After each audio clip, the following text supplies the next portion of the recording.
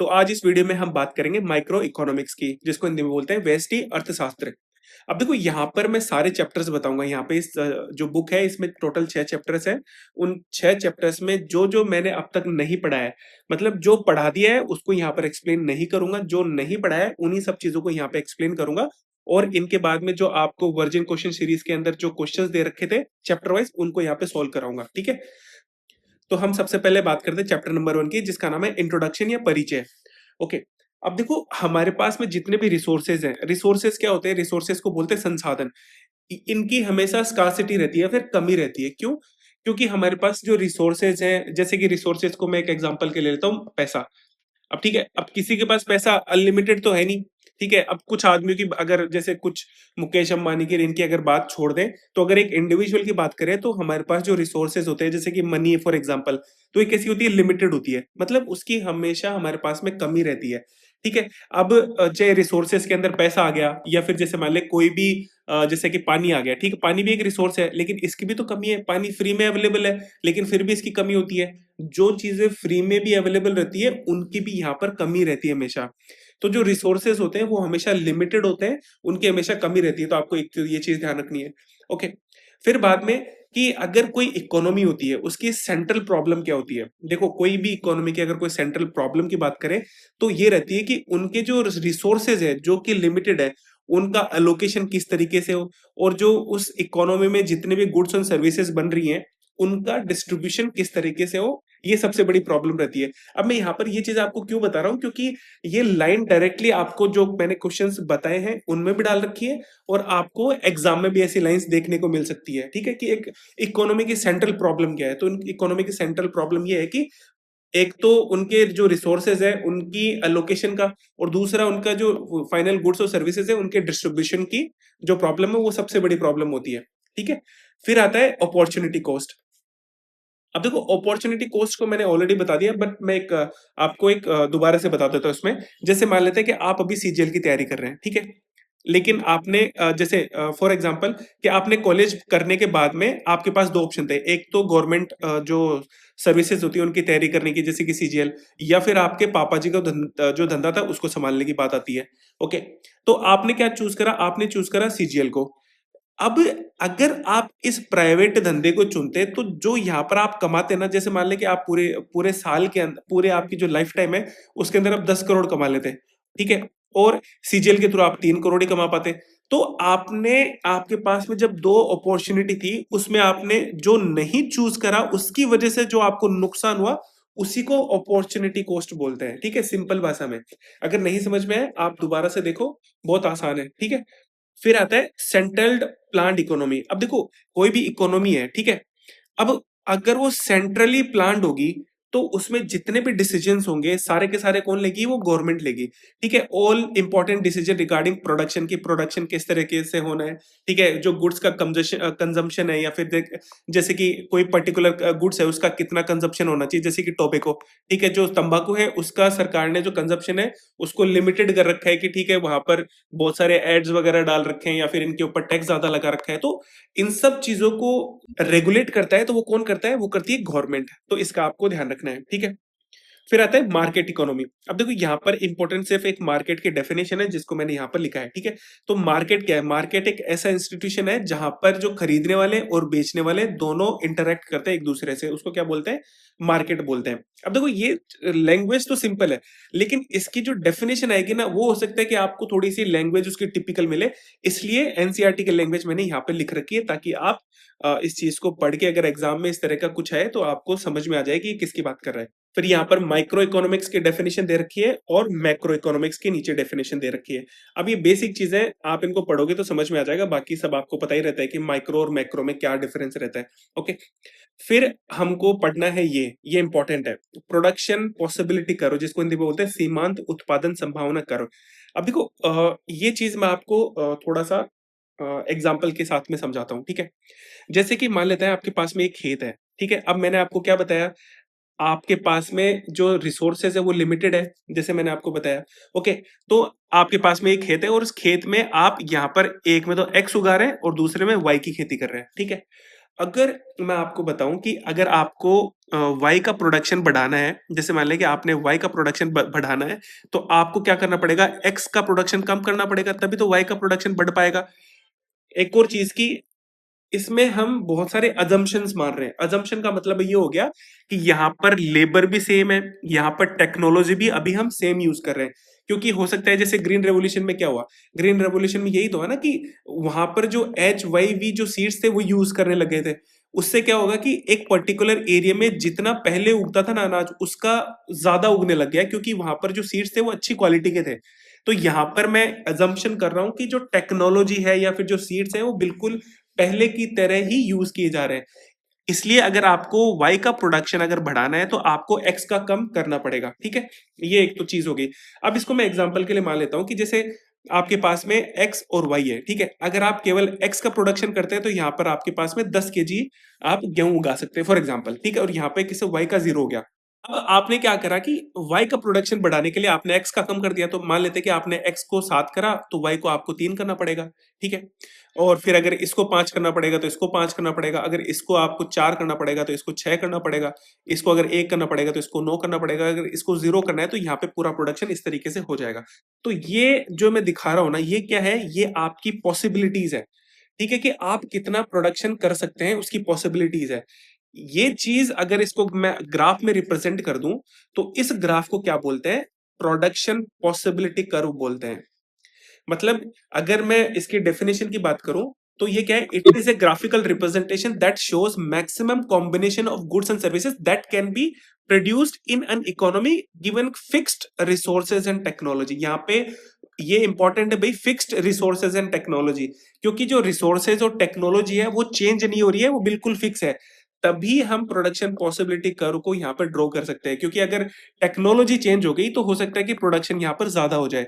अगर रिसोर्सेज आपके पास, रिसोर्सेज का क्या मतलब हो गया कि पहले जो लेबर थी वो अच्छी नहीं थी, अब आपके पास में स्किल्ड लेबर आ गई। तो अगर स्किल्ड लेबर आ गई तो आप वहां पर प्रोडक्शन अच्छे से कर पाएंगे, ज्यादा प्रोडक्शन कर पाएंगे इसी एरिया के अंदर, ठीक है। तो हमको क्या कर रखा है, हमने फिक्स्ड कर रखे हैं हमारे रिसोर्सेज और टेक्नोलॉजी को। तो अगर मैं ये जो यहाँ पर मैंने जो डेटा लिया है अगर इसको ग्राफ में डिवाइड करूं तो यहाँ पर ये ग्राफ बनता है, ये वाला, ठीक है। इसी ग्राफ को क्या बोलते हैं, प्रोडक्शन पॉसिबिलिटी कर्व या फिर सीमांत उत्पादन उत्पादन संभावना वक्र बोलते हैं इसको। और यहाँ पर ये जो लाइन है ना जिसपे जो भी पॉइंट है वो मैक्सिमम कॉम्बिनेशन दिखाता है किसके, गुड्स और सर्विसेज के, जो हम इस एरिया में, जैसे मैंने इस फील्ड की बात करी तो इस फील्ड में जितना भी हम प्रोडक्शन कर सकते हैं उनके मैक्सिमम कॉम्बिनेशन। मतलब अगर हम दो प्रोडक्ट्स की बात करें, एक तो प्रोडक्ट एक्स हो गया और दूसरा प्रोडक्ट वाई हो गया, तो इनके मैक्सिमम क्या क्या कॉम्बिनेशन हो सकते हैं उनको इस ग्राफ में दिखाया गया है, ठीक है। तो ये आपको ध्यान रखना है। देखो इसकी कुछ विशेषताएं भी हैं जिसको हम यहाँ पर डिस्कस कर लेते हैं। देखो अगर मैं इसको मिटा देता हूं तो यहाँ पर आपको 3 ग्राफ दिखेंगे, ठीक है। मिडिल ग्राफ जो है वो मैंने आपको ये बताया कि ये वाला जो ग्राफ वो मिडिल ग्राफ है। यहाँ पर क्या है, देखो मिडिल ग्राफ में यहाँ पर क्या लिख रखा है, middle graph shows fuller utilization of resources. जैसे मैंने आपको बताया कि आपके जितने भी रिसोर्सेज हैं उनका जो फुलर यूटिलाइजेशन होगा वो तो मिडिल में दिखाएगा। लेकिन अब क्या हो रहा है, अब मैं बताऊं आपको कि अगर टेक्नोलॉजी इंप्रूव हो जाती है, ठीक है, या फिर आपके रिसोर्सेज में इंप्रूवमेंट आ जाता है तो क्या होगा, आपके पास में प्रोडक्शन ज्यादा होगा। जैसे मान लेते हैं कि यहाँ पर पहले 10 हो रहा था और यहाँ पर, जैसे मान लें यहाँ पे 6 हो रहा था और यहाँ पर 4 हो रहा था एक्स और वाई में, ठीक है। अब क्या हो रहा है कि आपकी टेक्नोलॉजी इंप्रूव हो गई या फिर रिसोर्सेज या फिर जो लेबर है वो इंप्रूव हो गई, तो एक एरिया में जैसे मैंने यहाँ पर एक्स हो रहा था यहाँ पर वाई, तो यहाँ पर अगर पहले 6 हो रहा था यहाँ पे 4 हो रहा है, तो अगर टेक्नोलॉजी इंप्रूव हो गई तो यहाँ पर ऑब्वियसली बात है ना, थोड़ा ज्यादा प्रोडक्शन होगा तो यहाँ पे 7 हो जाएगा, यहाँ पर 5 हो जाएगा, तो यहाँ पर प्रोडक्शन क्या होगा, ज्यादा होगा। तो जो ग्राफ हमारा शिफ्ट होगा वो किधर शिफ्ट होगा, राइटवर्ड शिफ्ट होगा उसका, ठीक है। तो इसका मतलब ये होता है कि जब भी कोई ग्राफ राइटवर्ड शिफ्ट होता है, मतलब ये जो पीपीसी ग्राफ है जब ये राइटवर्ड शिफ्ट होगा तो क्या होगा, इकोनॉमिक ग्रोथ होगी, आपकी टेक्नोलॉजी में इंप्रूवमेंट आएगा, जो रिसोर्सेज है उनमें इंप्रूवमेंट आएगा। यही सेम चीज अगर वो अंदर की ओर जाता है तो क्या होता है कि इकोनॉमिक जो होती है उसमें डिक्लाइन आता है। जैसे टेक्नोलॉजी पहले अच्छी थी लेकिन अब टेक्नोलॉजी में डिग्रेडेशन आ गया, या फिर आपने जो लेबर यूज कर रखी है वो स्किल्ड नहीं रही पहले जितनी, तो यहाँ पर ऑब्वियसली बात है कि आपका पहले 6 हो रहा था तो अब ये 5 हो जाएगा और ये 3 हो जाएगा, तो ग्राफ किधर शिफ्ट हो जाएगा, लेफ्ट वर्ड शिफ्ट हो जाएगा, ठीक है। तो यहाँ पर यही चीजें दिखा रखी हैं कि जब राइटवर्ड शिफ्ट होता है ग्राफ तो इंक्रीज इन द रिसोर्सेज, और जब लेफ्टवर्ड जो ग्राफ है वो अगर मूव करता है तो इसका अंडर यूटिलाइजेशन ऑफ रिसोर्सेज होता है। मतलब जितने रिसोर्सेज आपके पास में है उनका जो यूटिलाइजेशन है वो प्रॉपर नहीं हो पा रहा है। ठीक है, रिसोर्सेज का क्या मतलब होगा कि जो लेबर है उसको आप अच्छे से यूज नहीं कर पा रहे हैं, वो प्रॉपरली काम नहीं कर पा रही है, तो किस में आ जाएगा, अंदर की ओर आ जाएगा। और जो फुलर यूटिलाइजेशन किस में आ जाएगा, मिडिल में आ जाएगा। ठीक है, और अगर इकोनॉमिक ग्रोथ होती है तो किस में जाएगा, राइटवर्ड शिफ्ट हो जाएगा। तो ये सारी चीजें आपको यहाँ पर ध्यान रखनी है। ओके, अब इसके फीचर्स हैं। तो फीचर्स क्या है पीपीसी के, तो पीपीसी के फीचर्स ये हैं कि it is a downward sloping left to right. अब देखो डाउनवर्ड स्लोपिंग का क्या मतलब हो गया कि ये जो ग्राफ है वो इस तरह से जा रहा है। ठीक है, तो ये कौन सा स्लोप होता है, ये डाउनवर्ड स्लोपिंग होता है। ओके, फिर ये कह रहा है कि it is concave to the origin. Concave, अब कॉनकेव क्या होता है, जिसको अवतल बोलते हैं। ठीक है, तो अवतल कैसा होता है, अवतल यही तो होता है अवतल। ठीक है, तो इसका मुंह किस तरफ है, ओरिजिन की तरफ है। देखो ये कैसा है, अवतल है, तो इसका मुंह किसकी तरफ, ओरिजिन की तरफ है। तो इस तरह से आपको इनको याद रखना है। ओके, तो ये इंपॉर्टेंट है, आपको लाइनें पूछ सकते हैं वो, कि जो पीपीसी का ग्राफ है वो कॉनकेव टू ओरिजिन है या फिर कॉन्वेक्स टू ओरिजिन है, तो इसका क्या हो जाएगा, कॉनकेव टू ओरिजिन हो जाएगा। ओके, अब ये जो पीपीसी में शिफ्ट आता है, शिफ्ट का क्या मतलब हो गया, जैसे मैंने आपको दिखाया कि ये राइटवर्ड शिफ्ट हो रहा है और एक लेफ्टवर्ड शिफ्ट हो रहा है। तो ये शिफ्ट की रीजन क्या क्या है। ठीक है, तो एक तो चेंज इन रिसोर्सेज, कि हमारे रिसोर्सेज में चेंजेस आ जाए, जैसे कि लेबर, अगर लेबर चेंज हो गई, लेबर अगर कम स्किल्ड आ गई तो लेफ्टवर्ड शिफ्ट हो जाएगा, और अगर जो लेबर है वो अगर स्किल्ड आ गई, थोड़ी सी अच्छी लेबर आ गई, तो राइटवर्ड शिफ्ट हो जाएगा। दूसरा है कि change in technology of production for both goods and services. Technology का क्या मतलब आ गया कि टेक्नोलॉजी की वजह से हमने HYV सीड्स ले लिए। जैसे ग्रीन रेवोल्यूशन में क्या होता है कि हाई यील्डिंग वैरायटी सीड्स हमने यूज करे, जिसकी वजह से सेम एरिया में, जैसे मान लीजिए ये सेम एरिया है, यहाँ पर पहले 10 का प्रोडक्शन हो रहा था, तो अब इन सीड्स को यूज करने की वजह से यहाँ पर 15 का प्रोडक्शन हो रहा है। तो यहाँ पर जो पीपीसी में अगर शिफ्ट हो रहा है तो किन की वजह से हो रहा है, एक तो रिसोर्सेज की वजह से और टेक्नोलॉजी में चेंज की वजह से। अब देखो हमने पूरी थ्योरी पढ़ ली, अब इसके क्वेश्चंस भी लगा लेते हैं। तो पहला क्वेश्चन ये कह रहा है कि a growth of resources in an economy is shown in production possibility curve. अब देखो मैंने क्या बताया था कि प्रोडक्शन पॉसिबिलिटी कर्व कैसे बनता है, इस तरह से बनता है। अब ग्रोथ होती है तो किस तरफ शिफ्ट होता है, राइटवर्ड शिफ्ट होता है। ठीक है, तो राइटवर्ड शिफ्ट होगा तो इसका आंसर क्या आ जाएगा, आंसर नंबर सी आ जाएगा। और जब जो इकोनॉमिक डिक्लाइन होता है तो उसमें किस तरफ शिफ्ट होता है, लेफ्टवर्ड शिफ्ट होता है। ओके, फिर आते हैं क्वेश्चन नंबर 2 पे। इसमें कह रहा है कि what is the another name of opportunity cost. अब देखो ये क्या होती है, इसको मैंने आपको ऑलरेडी एक्सप्लेन कर दिया कि जब आपके पास में दो चॉइसेस होती हैं तो आप एक चॉइस चूज करते हो, और वो दूसरी चॉइस जो है उसको चूज नहीं करने की वजह से जो आपको नुकसान होता है, फिर जो आपको कॉस्ट लगती है, उसको अपॉर्चुनिटी कॉस्ट बोलते हैं। तो यहां पर ये इकोनॉमिक प्रॉब्लम है कि आप एक ही चूज कर सकते हैं, दो चूज नहीं कर सकते हैं। तो इसका आंसर क्या आ जाएगा, इकोनॉमिक प्रॉब्लम आ जाएगा। जबकि ये इनके ऑप्शंस भी ऐसे है ना कि ऑप्शंस अगर 3 देखेंगे तो आप आराम से इनको एलिमिनेट कर पाएंगे। तो आंसर क्या आ जाएगा, इकोनॉमिक प्रॉब्लम। फिर भी आपको नहीं समझ में आया तो एक्सप्लेनेशन यहाँ पर आपको मैंने प्रोवाइड करके बिल्कुल आसान, आप आराम से समझ जाएंगे मैं क्या कह रहा हूँ यहाँ पे। फिर आते हैं क्वेश्चन नंबर 3 पे। यहां पर ये कह रहा है कि the central economy in the market research is solve by. मैंने क्या बताया था कि जो सेंट्रल इकोनॉमी को कोई प्रॉब्लम है उसको कौन सॉल्व करेगा, वो करेगा प्लानिंग अथॉरिटी। ओके, फिर आता है फोर्थ, क्वेश्चन नंबर 4। इसमें कह रहा है कि the primary assumption about resources while drawing a production possibility curve. देखो मैंने क्या बताया था कि जब पीपीसी ड्रॉ करते हैं तो उसका प्राइमरी जो अजम्पशन है वो क्या है कि रिसोर्सेज कैसे हैं, कांस्टेंट है, हमको दे रखे हैं, उनके रिसोर्सेज में चेंजेस नहीं आते हैं, जैसे टेक्नोलॉजिकली एडवांस नहीं होते हैं, लेबर्स भी फिक्स होती है, तभी हम प्रोडक्शन पॉसिबिलिटी कर्व को मतलब कि इस कर्व को ग्राफ कर सकते हैं। ओके, तो यहाँ पे आंसर क्या आ जाएगा, question number answer number D. फिर आते हैं क्वेश्चन नंबर 5 में। इसमें कह रहा है कि which of the following statement of normative nature in economics, कि इकोनॉमिक की अगर हम बात करें तो इनमें से उसके अकॉर्डिंग कौन सा ऑप्शन है। तो पहला देखें कि economy is a study of choice and alternatives. बिल्कुल सही बात है कि हमको, जैसे इकोनॉमिक में हमको क्या होता है, चॉइसेस होती है, उनके ऑल्टरनेटिव्स भी हमारे पास में अवेलेबल होते हैं। दूसरा कह रहे हैं कि the government should be concerned with how to reduce employment. अब देखो यहाँ पर जो गवर्नमेंट है वो क्या सोचती है, इकोनॉमी के टर्म्स में देखें तो इकोनॉमी किस तरह से ग्रो करनी चाहिए, वही सोचती है। ये थोड़ी सोचती है कि एम्प्लॉयमेंट हमको बढ़ाना है या फिर अनएम्प्लॉयमेंट हमको खत्म कर रहा है। तो ये ऑप्शन गलत हो गया। फिर ऑप्शन नंबर 3 कह रहा है, अब देखो यहाँ पर ये फैक्ट लिखा हुआ है जो कि नॉर्मेटिव जो नेचर इकोनॉमिक्स का उसको आइडेंटिफाई या फिर उसको एक्सप्लेन नहीं करता है। सेम गोस फिर ऑप्शन नंबर 4। ओके, क्योंकि यूरोप की बात कर रहे हैं, हमको इकोनॉमिक्स की बात करनी है ओवरऑल। ओके, तो यहाँ पर क्या आ जाएगा, ऑप्शन नंबर 1 इसका एक ही करेक्ट होगा, तो बी आंसर इसका आ जाएगा। अब देखो इस चैप्टर में टोटल 5 ही क्वेश्चन कराए, बाकी क्वेश्चन इसमें जो मिसलेनियस है उसमें मैंने इसमें डाल दिया है। ठीक है, तो उसको मिसलेनियस के टाइम पर देखेंगे। अब हम बात करते हैं चैप्टर नंबर 2 की, जिसका नाम है कंज्यूमर बिहेवियर या उपभोक्ता का जो व्यवहार है उसकी। ठीक है? इसमें सबसे पहली चीज़ आती है यूटिलिटी, जिसको हिंदी में बोलते हैं उपयोगिता। अब देखो, यूटिलिटी का क्या मतलब हुआ कि जो सैटिस्फैक्शन हमको किसी भी प्रोडक्ट को कंज्यूम करने में मिलता है ना, उसको यूटिलिटी बोलते हैं। जैसे कि अगर हम कोई टॉफी खा रहे हैं, तो टॉफी खाने में जितना हमको मजा आ रहा है, उसी को क्या बोलते हैं? यूटिलिटी बोलते हैं सिंपल भाषा में। Okay? Utility is subjective, different individual can get a different level of utility from the same commodity. अब देखो, कुछ को चॉकलेट पसंद आती है, ठीक है? कुछ को चॉकलेट पसंद आती है, कुछ को नहीं आती है। तो जिसको पसंद आती है उसके लिए यूटिलिटी ज्यादा होगी, और जिसको पसंद नहीं आती है उसके लिए यूटिलिटी कम होगी। तो डिफरेंट इंडिविजुअल के लिए जो यूटिलिटी होती है वो अलग अलग हो सकती है।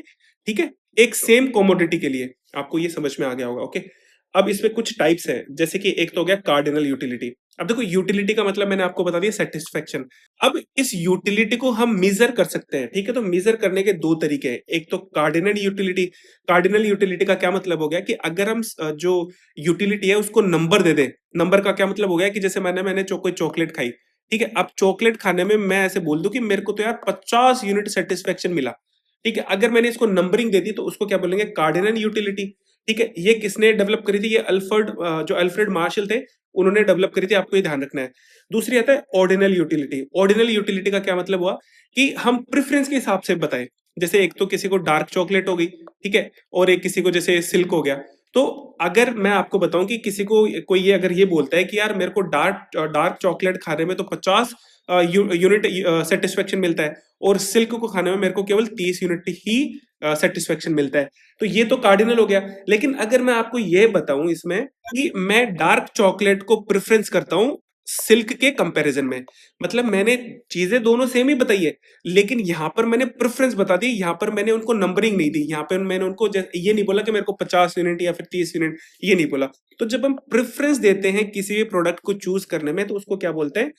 ऑर्डिनल या फिर क्रमवाचक उपयोगिता बोलते हैं उसको। तो ये दोनों में बेसिक डिफरेंस हो गया। अगर मैं इसको एक और एग्जांपल के थ्रू अगर मैं आपको समझाता हूं, तो जैसे मान लेते हैं कि एक पिज्जा हो गया और एक बर्गर हो गया। ठीक है? अगर आप ये बोलते हैं कि भैया मेरे को पिज्जा खाने में जस्ट डबल सेटिस्फेक्शन मिलता है, तो क्या हो गया? Cardinal utility. अगर आप ये बोलते हैं कि भैया मेरे को पिज्जा अच्छा लगता है बर्गर से, तो वो क्या हो जाएगा? Ordinal utility. तो ये इनमें बेसिक डिफरेंस हो गया। ठीक है? और यहां पर जो हम इनडिफरेंस कर्व जो होता है, जिसके अभी हम आगे बात करेंगे, वो किसके द्वारा रिप्रेजेंट किया जाता है? वो ऑर्डिनरी यूटिलिटी के द्वारा रिप्रेजेंट किया जाता है। ठीक है? तो ये भी आपको ध्यान रखना है। और ये जो कार्डिनल यूटिलिटी है वो किसने डेवलप करी थी? अल्फ्रेड मार्शल ने करी थी। ओके? अब यहाँ पर तीसरी जो यूटिलिटी का टाइप है वो है मार्जिनल यूटिलिटी। अब मार्जिनल यूटिलिटी का क्या मतलब हो गया? जैसे मान लें कि आपने एक टॉफी खाई, तो एक टॉफी को खाने में फॉर एग्जांपल आपको 10 यूनिट सेटिस्फेक्शन मिला। ठीक है? लेकिन आपने फिर से दूसरी टॉफी खाई। अब देखो, ये सिंपल सी बात होगी ना कि जैसे मान लें कि आपको बहुत ज्यादा भूख लग रही है, तो जब आप पहली रोटी खाएंगे तो आपको बहुत ज्यादा अच्छा लगेगा, बहुत ज्यादा मजा आएगा। जब दूसरी रोटी खाएंगे तो उसके कंपैरिजन में थोड़ा सा कम मजा आएगा। जैसे मान लेते हैं कि आपको अब 8 यूनिट ही सेटिस्फेक्शन मिल रहा है। फिर जब तीसरी रोटी जब आप खाते हैं तो आपको अब 5 यूनिट ही सेटिस्फेक्शन मिलेगा। ठीक है?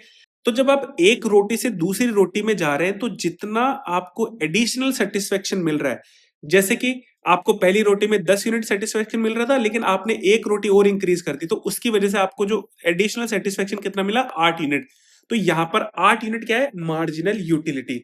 तो मार्जिनल यूटिलिटी क्या कहता है कि it is the change in total utility due to consumption of one addition unit of commodity.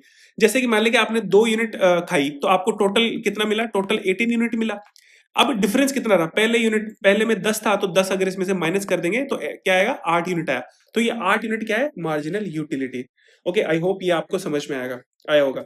अब टोटल यूटिलिटी की बात करें तो टोटल यूटिलिटी क्या होगी कि जितनी भी आपको सेटिस्फेक्शन मिल रहा है, जैसे आपने 5 चपाती खाई, तो पहले में आपको 10 मिला, दूसरे में आपको 8 मिला, तीसरे में आपको 7 मिला, 5 मिला और ये 2 मिला। अगर इन सबको ऐड कर देंगे तो क्या आ जाएगा? टोटल यूटिलिटी आ जाएगा। और अगर यही चीज अगर मैं दूसरे शब्दों में बोलूं, तो जितनी भी मार्जिनल यूटिलिटी अगर उनको ऐड कर दें तो क्या आ जाएगा? Total utility. कैसे? अब देखो, पहला अगर आप रोटी खाते हैं तो उसके लिए 10 होती है, तो आपने एक लिया तो एक की मार्जिनल भी तो 10 ही होगी ना। अगर दूसरी खाई तो जैसे मैंने यहाँ पर आपको बताया डिफरेंस करके, तो दूसरी कितनी होती है? 8 यूनिट आपको सेटिस्फेक्शन मिला। मतलब आपने जब एक रोटी बढ़ाई तो आपको एडिशनल कितना मिला? 8 यूनिट सेटिस्फेक्शन मिला। तीसरी बढ़ाएंगे तो 7 आ जाएगा। तो ये भी क्या हो गई? ये इंडिविजुअली अगर हम इनको देखें तो ये मार्जिनल यूटिलिटी तो हो गई। तो टोटल यूटिलिटी को कैसे अगर हमको निकालना हो तो कैसे निकालेंगे? सम ऑफ मार्जिनल यूटिलिटीज। ओके, अगर आपको नहीं समझ में आए तो सिंपल सी चीज है, दोबारा देखिए, आपको आसानी से समझ में आ जाएंगी सारी।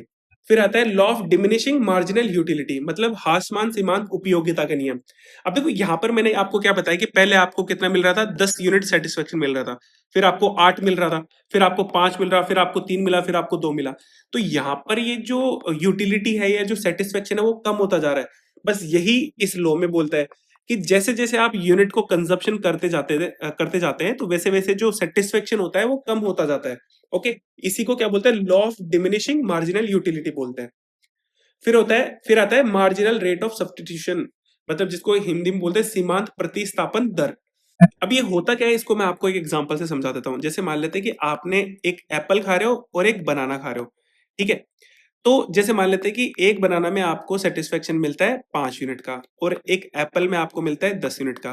तो आप अगर बनाना की तरफ शिफ्ट हो रहे हो तो आपको कितना बनाना खाना पड़ेगा? 2 बनाना खाना पड़ेगा। तो आपकी ये जो रेट है ना, एक प्रोडक्ट को दूसरे प्रोडक्ट से एक्सचेंज करने की या फिर उसको रिप्लेस करने की, उसी को क्या बोलते हैं? मार्जिनल रेट ऑफ सब्स्टिट्यूशन बोलते हैं। अगर इसके डेफिनेशन की बात करें तो it represents how easily it is to replace one good with the another and retain the same level of consumer satisfaction। मतलब यहां पर भी आपको 10 यूनिट मिल रहा था और अगर आप 2 बनाना खाते हैं 5-5 यूनिट का तो भी यहाँ आपको सेम लेवल ऑफ सेटिस्फेक्शन मिल रहा है। तो इसको क्या बोलेंगे? मार्जिनल रेट ऑफ सब्स्टिट्यूशन बोलेंगे। अगर इसी चीज को अगर अपन दूसरी तरीके से बोले तो the rate at which consumer is willing to substitute good Y for good X without changing their overall utility, उसको क्या बोलेंगे? मार्जिनल रेट ऑफ सब्स्टिट्यूशन बोलेंगे या फिर सीमांत प्रतिस्थापन दर बोलेंगे। अब हम बात करते हैं इनडिफरेंस कर्व की, जिसको हिंदी में बोलते हैं अंदिमान कर्व। अब देखो सबसे पहली चीज की यहाँ पे इनडिफरेंट का क्या मतलब होता है? इनडिफरेंट का मतलब हो गया नॉट डिफरेंट, मतलब बिल्कुल सेम। ओके, सो जो अगर इसके डेफिनेशन की बात करें तो it is a graphical representation of combination of two goods that gives equal satisfaction to the consumer. अब इसको मैं आपको एक एग्जांपल से समझाता हूँ, ठीक है? मैंने जैसे आपको बताया कि आप एप्पल और बनाना खा रहे हैं, ठीक है? और जैसे कि आपके पास में 5 एप्पल खाते हैं, ठीक है? तो आपको टोटल सेटिस्फेक्शन कितना मिलता है? 50 का सेटिस्फेक्शन मिलता है और यहाँ पर आप बनाना 0 खा रहे हैं, ठीक है? क्योंकि मैंने एक एप्पल का जो यूनिट ऑफ सेटिस्फेक्शन 10 लिया था और बनाना का कितना लिया था? 5 लिया था, ओके? अब अगर मैं यहाँ पर इसको 4 करता हूँ, तो ये कितना लेना पड़ेगा? ये हमको 2 लेना पड़ेगा क्योंकि 4 का इसका तो 40 हो जाएगा और बनाना का 2 5 का 10 हो जाएगा, तो टोटल सेटिस्फेक्शन कितना हो जाएगा? ये भी 50 हो जाएगा। फिर अगर मैं इसको 3 लेता हूँ तो इसको अपन को 4 करना पड़ेगा। अगर इसको 2 लेता हूँ तो इसको 6 करना पड़ेगा। अगर इसको 1 लेता हूँ तो इसको मैं 8 करना पड़ेगा। अगर इसको 0 लेता हूँ तो हमारे पास में 10 ये पूरे के पूरे लेने पड़ेंगे। अगर 10 लेंगे तो इसका टोटल सेटिस्फेक्शन कितना हो जाएगा? 50 हो जाएगा। तो जो डिफरेंट कॉम्बिनेशंस होते हैं 2 गुड्स के, जो कि आपको same level of satisfaction provide करें, क्योंकि यहाँ पे सेटिस्फेक्शन आपको कितना मिला है? पूरा 50 यूनिट का मिल रहा है, यहाँ पे भी 50 यूनिट का मिल रहा है। तो ये जो इंडिफरेंट कर्व है, ये ग्राफिकल रिप्रेजेंटेशन है किसका?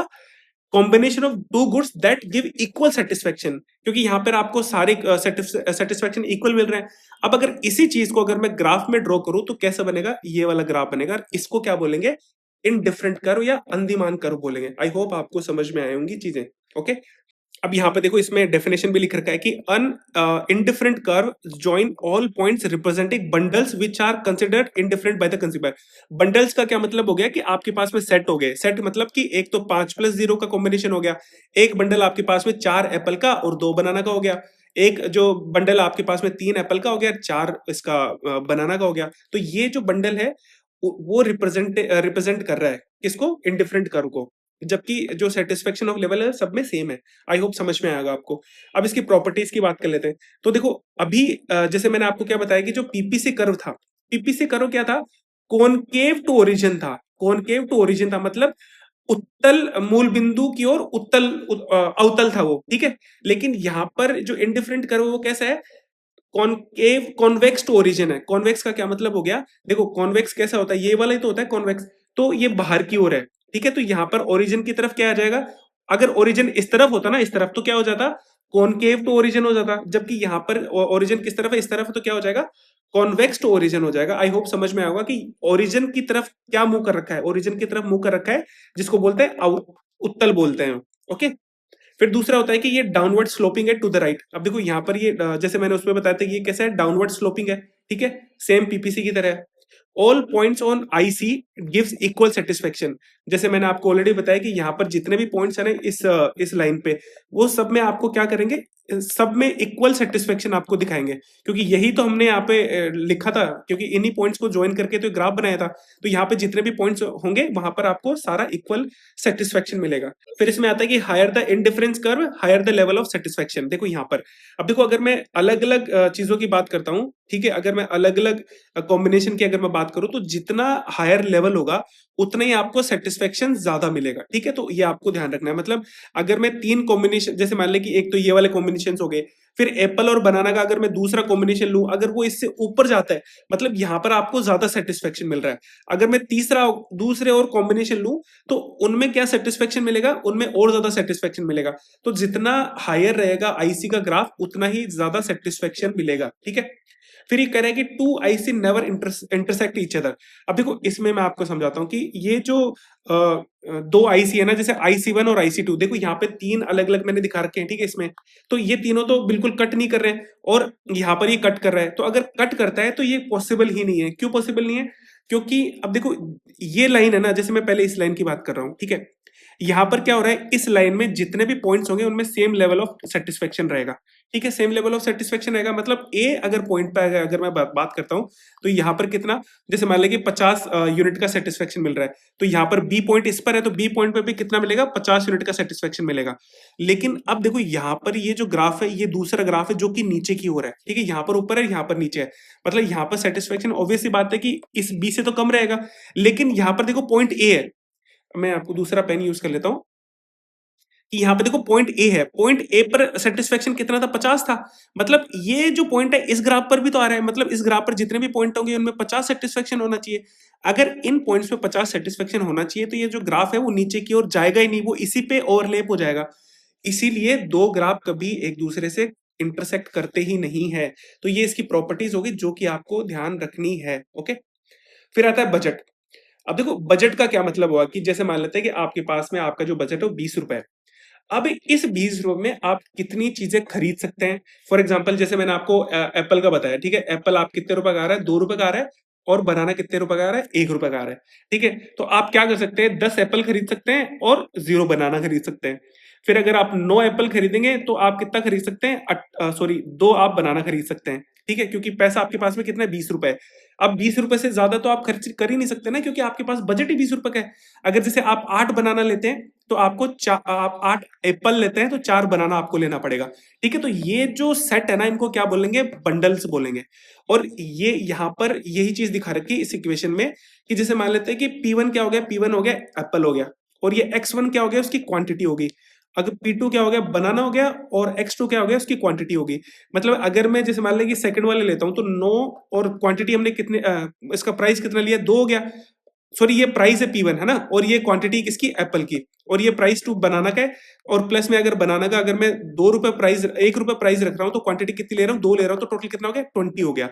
तो यहाँ पर ये जो आपका एम है ना, ये आपका बजट दिखाता है। तो ये जो इक्वेशन दिखा रहा है कि इन दोनों का जो कॉम्बिनेशन है, किसका, X1 और X2 का जो कॉम्बिनेशन है, वो हमेशा लेस देन इक्वल टू हुआ किससे, आपके बजट से, कि आपके बजट के बराबर हो सकता है या उससे कम हो सकता है, लेकिन आपके बजट से ज्यादा नहीं हो सकता है, क्योंकि आपके पास में पैसा ही नहीं है, आपके पास में ये लिमिटेशन आ गई। ठीक है, तो ये इक्वेशन दिखा रखी है। अब देखो मैंने यहाँ पे ये चीज समझा क्यों रखी है, क्योंकि ये डेफिनेशन है। जैसे इस डेफिनेशन, जो इनइक्वालिटी, इसको क्या बोलते हैं, बजट कंस्ट्रेंट बोलते हैं, फिर बजट प्रतिबंध बोलते हैं। ये चीज आपको एग्जाम में एज ए डेफिनेशन दिख सकती है, इसीलिए मैंने आपको आपको यहाँ पर एक्सप्लेन करा है। अगर यहाँ पर देखो बजट सेट की बात करूं, तो ये क्या है, बजट सेट क्या हो गया, कि ये जो बंडल्स है ना, इनके सेट को क्या बोलते हैं, बजट सेट बोलते हैं। It is the collection of all bundles of goods that a consumer can buy with her income eight prevailing market place. I hope ये चीज आपको अच्छे से समझ में आई होगी। अब फिर आता है बजट लाइन। अब देखो बजट लाइन क्या रिप्रेजेंट करता है, it represent all bundles which cost the customer her entire income. Entire income का क्या मतलब हुआ, कि जैसे हमारे पास में पहले इनकम कितनी थी, 20 थी। ठीक है, अब मैंने आपको क्या क्या बताया कि आपने क्या क्या कॉम्बिनेशन लिए। आपने एक तो एप्पल लिया और एक बनाना लिया, तो आपने यहाँ पे 10 तो एप्पल ले लिए और 0 बनाना लिया, क्योंकि एप्पल की रुपी कितनी है, 2 रुपए है, एप्पल का, एक एप्पल का रुपी कितना है, 1 रुपीज है। ठीक है, अब इस तरह से आपने ये 9 लिया, ये 2 ले लिया, ये आपने 8 ले लिया, ये आपने 4 ले लिया, ये आपने 7 ले लिया, 6 ले लिया, इस तरीके से आपने कॉम्बिनेशन बना लिए। अब इन कॉम्बिनेशन को अगर मैं यहाँ पे इस लाइन पे रिप्रेजेंट करूं, तो ये जो लाइन है, जैसे देखो ये वाला पॉइंट कितना हो जाएगा, ये हो जाएगा 20 हो जाएगा। मतलब अगर मैं इसको बनाना मानता हूँ और इसको अगर एप्पल मानता हूँ तो ये वाला पॉइंट कितना हो जाएगा, ये हो जाएगा 0 10 हो जाएगा। अगर यहाँ पर ये पॉइंट हो गया तो ये कितना हो जाएगा, 9 2 हो गया। अगर इस पॉइंट की बात करो तो ये 8 4 हो गया। मतलब यहाँ पर जितने भी पॉइंट है, जितने भी कॉम्बिनेशन है, उनको अगर मैं टोटल करूंगा तो वो किसके बराबर होगा, आपके बजट के बराबर हो जाएगा। जैसे 9 एप्पल लिए तो 9 एप्पल का कितना रुपए गया, 18 रुपए हो गया। और 2 बनाना का कितना हो गया, 2 रुपए हो गया। तो टोटल आपकी कितनी इनकम गई इसमें, 20 रुपए इनकम चलेगी। तो ये लाइन क्या शो करती है कि आपने एंटायर बजट यूटिलाइज कर लिया। ठीक है, तो इसको क्या बोलते हैं, बजट लाइन बोलते हैं। ओके, अब देखो बजट लाइन के अगर नीचे की तरफ अगर हम जाते हैं तो इसमें क्या होता है कि आप अपनी जो बजट है उससे कम यूज कर रहे हैं। ऊपर तो हम जा ही नहीं सकते क्योंकि आपके पास में 20 रुपए ही है, उससे ज्यादा ही नहीं है। ओके, उससे ज्यादा है ही नहीं। तो ये सारी चीजें इसके बारे में आ गई। फिर यहाँ पर ये कह रहा है कि बजट सेट जो होता है वो चेंज हो जाता है अगर किसी भी की भी प्राइस चेंज हो गई। अब देखो एप्पल की प्राइस पहले 2 थी, अब अगर मैं एप्पल की प्राइस चेंज होकर कितनी हो गई, अगर एप्पल की प्राइस 1 हो गई यहां पर, तो क्या हो जाएगा, बजट सेट पूरा चेंज हो जाएगा। मतलब अगर आप कितना पहले आप 10 यूज कर सकते हैं, आप कितना यूज कर पाएंगे, 20 एप्पल यूज कर पाएंगे और 0 बनाना यूज कर पाएंगे। अगर इस कॉम्बिनेशन की बात करूं, पहले 9 2 यूज कर सकते थे, अब कितना 18 बनाना यूज कर एप्पल यूज कर सकते हैं और 2 बनाना यूज कर सकते हैं। तो बजट सेट पूरा चेंज हो जाता है अगर किसी की भी प्राइस चेंज होती है तो।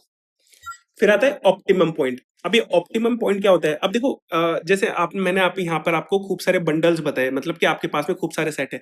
अब ऐसा तो है नहीं कि आप सारे खरीद लोगे, आप इनमें से कोई एक चूज करोगे। जैसे आपने 8 एप्पल ले लिए और 4 बनाना ले लिए, तो यहाँ पर क्या रहता है कि कोई भी कंज्यूमर है वो ऑलवेज चूज हर मोस्ट प्रिफर्ड बंडल, मतलब इनमें से जो उसका मोस्ट प्रिफर्ड है उसको चूज करता है।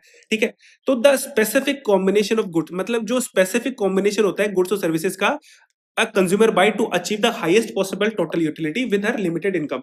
मतलब कहने का मतलब यहाँ पर ये कह रहा है कि आपके पास में सेट्स तो खूब सारे हैं कि आप 10 एप्पल ले लो, 0 बनाने ले लो, 9 एप्पल ले लो, 2 बनाने ले लो, 8 और 4 ले लो, ये 7 ले लो, ये 6 ले लो। तो आपके पास ऑप्शन खूब सारे हैं। अब इनमें से अगर आप ये चूज करते हैं तो क्यों चूज करें, क्योंकि यहां पर आपको हाईएस्ट लेवल ऑफ सेटिस्फेक्शन मिल रहा है। मतलब अगर आप देखो, अगर ये चूज करते हो तो आपको ये फील आ जाता है, यार एप्पल ज्यादा हो गए, बनाना कम हो गए, बनाना और ज्यादा खाने की इच्छा थी मेरी। तो आप क्या करते हो, आप जितना आपको एप्पल चाहिए था उतना लेते हो और जितना आपको बनाना लेना होता है उतना ले लेते हो। तो इस जो सेट को आप चूज कर रहे हो ना, उसी को क्या बोलते हैं, ऑप्टिमम चॉइस बोलते हैं। ठीक है, तो यहां पर यही कह रहा है कि जो स्पेसिफिक कॉम्बिनेशन होता है जिसको आप यूज करते हो वो हाईएस्ट पॉसिबल टोटल यूटिलिटी देता है, मतलब टोटल सेटिस्फेक्शन आपको ज्यादा देता है वो। ओके, अगर इसको मैं ग्राफ से रिप्रेजेंट करूं तो जैसे देखो ये कौन सा हो गया, ये तो इनडिफरेंट ग्राफ हो गया जिसमें आपको जो अलग अलग कॉम्बिनेशन हो गए जहां पर आपको टोटल जो सेटिस्फेक्शन है वो इक्वल मिलती है। और ये वाली कौन सी होगी, वही ये बजट लाइन होगी जिसमें आपके बजट सेट है वो पूरी इनकम को ये बजट लाइन होगी, सॉरी। तो बजट लाइन में आपकी टोटल इनकम जो है वो यूटिलाइज हो रही है। तो ये दोनों जहां पर मिलते हैं ना उसी को क्या बोलते हैं, ऑप्टिमम पॉइंट बोलते हैं। और यही चीज यहां पर लिख रखी है कि the consumer's optimum consumption point is where an indifferent curve is tangent to the budget constraint। ठीक है, this point represent the highest level of utility. Okay, तो आपको बस इतना ही ध्यान रखना है। और ये चैप्टर में जितने भी इंपॉर्टेंट चीजें थी वो मैंने आपको यहाँ पे सारी एक्सप्लेन कर दी है। अब हम जो चैप्टर नंबर 2 के क्वेश्चंस हैं उनको देख लेते हैं। तो यहाँ पर ये कह रहा है कि which of the following statement regarding utility, utility का क्या मतलब हो गया, सेटिस्फेक्शन, इज नॉट ट्रू, हमको गलत ढूंढना है। तो it is a satisfying of a community, बिल्कुल सही बात है कि उसकी सेटिस्फेक्शन उसको बताता है। यूटिलिटी इज ऑलवेज मिजरेबल, मतलब हमेशा दुखद होना ये जरूरी तो थोड़ी है कि आपको जैसे चॉकलेट खा के कभी कभी बुरा लग सकता है, किसी को डार्क चॉकलेट नहीं पसंद है तो वो उसको थूक देगा अगर खाने के बाद में, तो उसके लिए तो मिजरेबल हो जाएगी। लेकिन कुछ को तो अच्छी लगती है। तो ये हमेशा यहाँ पे ऑलवेज जो टर्म है वो बिल्कुल गलत है, तो हमेशा मिजरेबल नहीं रहती है। तो स्टेटमेंट 2 यहाँ पर गलत हो गया। फिर कह रहा है कि it helps a consumer to make choices, बिल्कुल सही बात है कि आपको डार्क चॉकलेट अगर आपने खाई, आपको पसंद नहीं आई, तो आप क्या करेंगे, आगे से उसको नहीं खरीदेंगे। तो आपके लिए कैसी होती है, ये आपको हेल्प करती है चॉइस बनाने में। तो यहाँ पे स्टेटमेंट 2 गलत हो जाएगा। ठीक है, तो सी इसका आंसर आ जाएगा। फिर करें क्वेश्चन नंबर 2, तो विच of the following utility approach is based on theory of Alfred Marshall. तो इसका आंसर क्या है, कार्डिनल यूटिलिटी अप्रोच, जो कि मैंने आपको ऑलरेडी बता दिया। ठीक है, फिर क्वेश्चन नंबर 3 कह रहा है कि which utility is added to the total utility by consuming one additional unit of commodity. अब देखो आपने क्या करा कि अगर एक एडिशनल यूटिलिटी अगर आपने इंक्रीज करी है, उसकी वजह से जो सेटिस्फेक्शन मिलता है उसको क्या बोलते हैं, मार्जिनल यूटिलिटी या सीमांत उपयोगिता उसको बोलते हैं। तो आंसर नंबर सी इसका हो जाएगा। ओके, फिर आते हैं क्वेश्चन नंबर 4। यहाँ पर ये कह रहा है कि which of the following is correct with respect to law of diminishing marginal utility. अब देखो ये क्या होता है, मैंने आपको एक्सप्लेन करा था कि पहले जैसे मान लें कि आपको भूख लग रही बहुत तेज, आपने 5 रोटी खाई, तो पहली जब रोटी खाएंगे तो मान लेते हैं कि आपको 10 यूनिट सेटिस्फेक्शन मिला, बहुत मजा आया। लेकिन जब दूसरी रोटी खाएंगे तो आपको ऑब्वियस सी बात है कि पहली रोटी जितना मजा नहीं आएगा, तो आपको कितना मिल रहा है, 8 सेटिस्फेक्शन मिल रहा है, 8 यूनिट। फिर जब तीसरी रोटी खाएंगे तो हो सकता है आपको उससे कम आए, और उससे फिर अगर फोर्थ खाएंगे तो और कम आ जाएगा, और फिफ्थ खाएंगे तो और कम आ जाएगा। तो ये क्या हो रहा है, ये डिक्रीज हो रहा है। तो यहां पर ये जो डिक्रीज होता है उसी को क्या बोलते हैं, law of diminishing marginal utility बोलते हैं। अब देखते हैं ऑप्शंस। ऑप्शन ए कह रहा है कि marginal utility from consuming each additional unit of commodity declines as it consumption increases. जैसे जैसे आप रोटी को खाते जाते हैं वैसे वैसे क्या हो रहा है, आपका जो यूटिलिटी है वो डिक्लाइन हो रहा है, कम होता जाता है। तो ऑप्शन यहाँ पर ए बिल्कुल करेक्ट हो जाएगा। ओके, बाकी ऑप्शन यहाँ पे गलत है। फिर आ रहा है question number 5। The amount of good that the consumer chooses optimally depends on. तो मतलब कि अगर आप जैसे मान लें कोई चॉकलेट अगर आप खरीद रहे हैं, तो वो खरीदना किन किन चीजों पे निर्भर करता है, उसकी प्राइस पे। बिल्कुल सही बात है कि अगर प्राइस कम होगी तो आप ज्यादा खरीदेंगे। प्राइसेस ऑफ अदर गुड्स, बिल्कुल सही बात है कि जैसे मान लें कि आपको जैसे कि कोई एग्जांपल ले लो कि दो कंपनीज ए और बी की जो है चॉकलेट आपको खरीदनी है, तो आपकी जो क्वालिटी है या फिर उसकी प्राइसेस है, जैसे यहाँ पर इससे 10 रुपए है और इस पे 12 रुपए, तो आप कौन सा खरीदेंगे, आप ये वाला खरीदेंगे। ठीक है, तो जिसकी प्राइसेस अगर कम होगी वो आपको खरीदेंगे, तो बिल्कुल सही है यहाँ पे। फिर तीसरा आता है कंज्यूमर इनकम। बिल्कुल ऑब्वियस सी बात है ना कि जैसे मान लें कोई चॉकलेट अच्छी क्वालिटी की है लेकिन वो 50 रुपए की है। ओके, अब आपके पास में पहले आप 10 रुपए की खाते थे क्योंकि आपके पास में इतना पैसा नहीं था, लेकिन कोई आदमी जिसके पास में पैसा है तो वो 50 रुपए वाली भी तो खा सकता है ना। तो यहाँ पर जो कंज्यूमर की चॉइस है वो भी इसमें डिपेंड करेगी। फिर आता है टेस्ट एंड प्रेफरेंसेस, तो यहाँ पे ये भी करेक्ट हो जाएगा। ओके, तो यहाँ पर क्या आ जाएगा, ऑल ऑफ द अबव इसका आंसर हो जाएगा। फिर आते हैं क्वेश्चन नंबर 6 पे। तो यहाँ पर कह रहे हैं which of the following is are correct respect to given goods. बिल्कुल आसान क्वेश्चन है, आप आराम से कर लेंगे इसको। फिर क्वेश्चन नंबर 7 आता है कि the price elasticity of demand for good depends on. तो ये दोनों पे डिपेंड करता है, उसके नेचर ऑफ गुड पे भी डिपेंड करता है और अवेलेबिलिटी ऑफ क्लोज सब्स्टिट्यूट्स के भी ऊपर डिपेंड करता है। तो यहाँ पर दोनों इसके आंसर हो जाएंगे। ओके, फिर आते हैं क्वेश्चन नंबर 8 पे। इसमें ये कह रहा है कंसिडर द फॉलोइंग स्टेटमेंट, और हमको क्या ढूंढना है, सही कथन ढूंढना है, मतलब करेक्ट ढूंढना है। पहला कह रहा है कि the demand curve is generally downward sloping. अब देखो डिमांड कर्व कैसे बनता है, यहाँ पर प्राइस होती है और यहाँ पर क्वांटिटी होती है। अब देखो आपकी जो सेल है वो कब इंक्रीज होगी, जब प्राइसेस जब आप कम करेंगे तभी तो इंक्रीज होगी ना। तो जैसे जैसे आप प्राइसेस कम करते जाएंगे वैसे वैसे क्वांटिटी जो है वो लोग ज्यादा मांगने लग जाएंगे, तो यहाँ पे क्वांटिटी इंक्रीज होती जाएगी, और जो प्राइसेस है जब आप कम करेंगे तो जो आपकी सेल है वो ज्यादा होती जाएगी। तो इसका डिमांड ग्राफ कैसे बनेगा, नेगेटिव डाउनवर्ड स्लोपिंग बनेगा। ठीक है, तो यहाँ पे स्टेटमेंट बिल्कुल करेक्ट हो गया। फिर दूसरा कह रहा है कि the market demand curve represent the demand of all consumers in the market then taken together at different level of prices of the good. तो यहाँ पर ये स्टेटमेंट भी यही बता रहा है जो मैंने आपको अभी एक्सप्लेन करा। ओके, तो यहाँ पर क्या आ जाएगा, ऑप्शन नंबर सी यहाँ पे करेक्ट हो जाएगा, दोनों यहाँ पे सही है। फिर क्वेश्चन नंबर 9 कह रहा है कंसिडर द फॉलोइंग, और यहाँ पर पूछ कह रहा है कि इनमें से कौन सा उत्पादन के कारक है, मतलब प्रोडक्शन फैक्टर्स पूछ रहे हैं यहाँ पे। तो प्रोडक्शन के चारों फैक्टर्स होते हैं, जो कि चैप्टर नंबर 3 का क्वेश्चन है, यहाँ पे डाल दिया। तो यहाँ पर क्या आ जाएगा, ऑल ऑफ द हो जाएगा, क्योंकि जो फैक्टर्स ऑफ प्रोडक्शन है वो लैंड भी होती है, लेबर भी होती है, कैपिटल भी होती है, और एंटरप्रेन्योरशिप भी होती है। तो यहाँ पे डी इसका आंसर हो जाएगा। फिर आते हैं क्वेश्चन नंबर 10 में। ये कह रहा है कि with reference to the feature of a perfectly competitive market consider the following. अब देखो ये क्वेश्चन जैसे मैंने 9 वाला जो था वो चैप्टर नंबर 3 का क्वेश्चन था, और ये है चैप्टर नंबर 5 का क्वेश्चन है। तो यहाँ पर मैंने गलत डाल दिया, लेकिन फिर भी मैं आपको यहाँ पर एक्सप्लेन कर देता हूँ कि कोई भी मार्केट अगर परफेक्टली कम्पिटिटिव है, इसके दो फीचर्स होते हैं।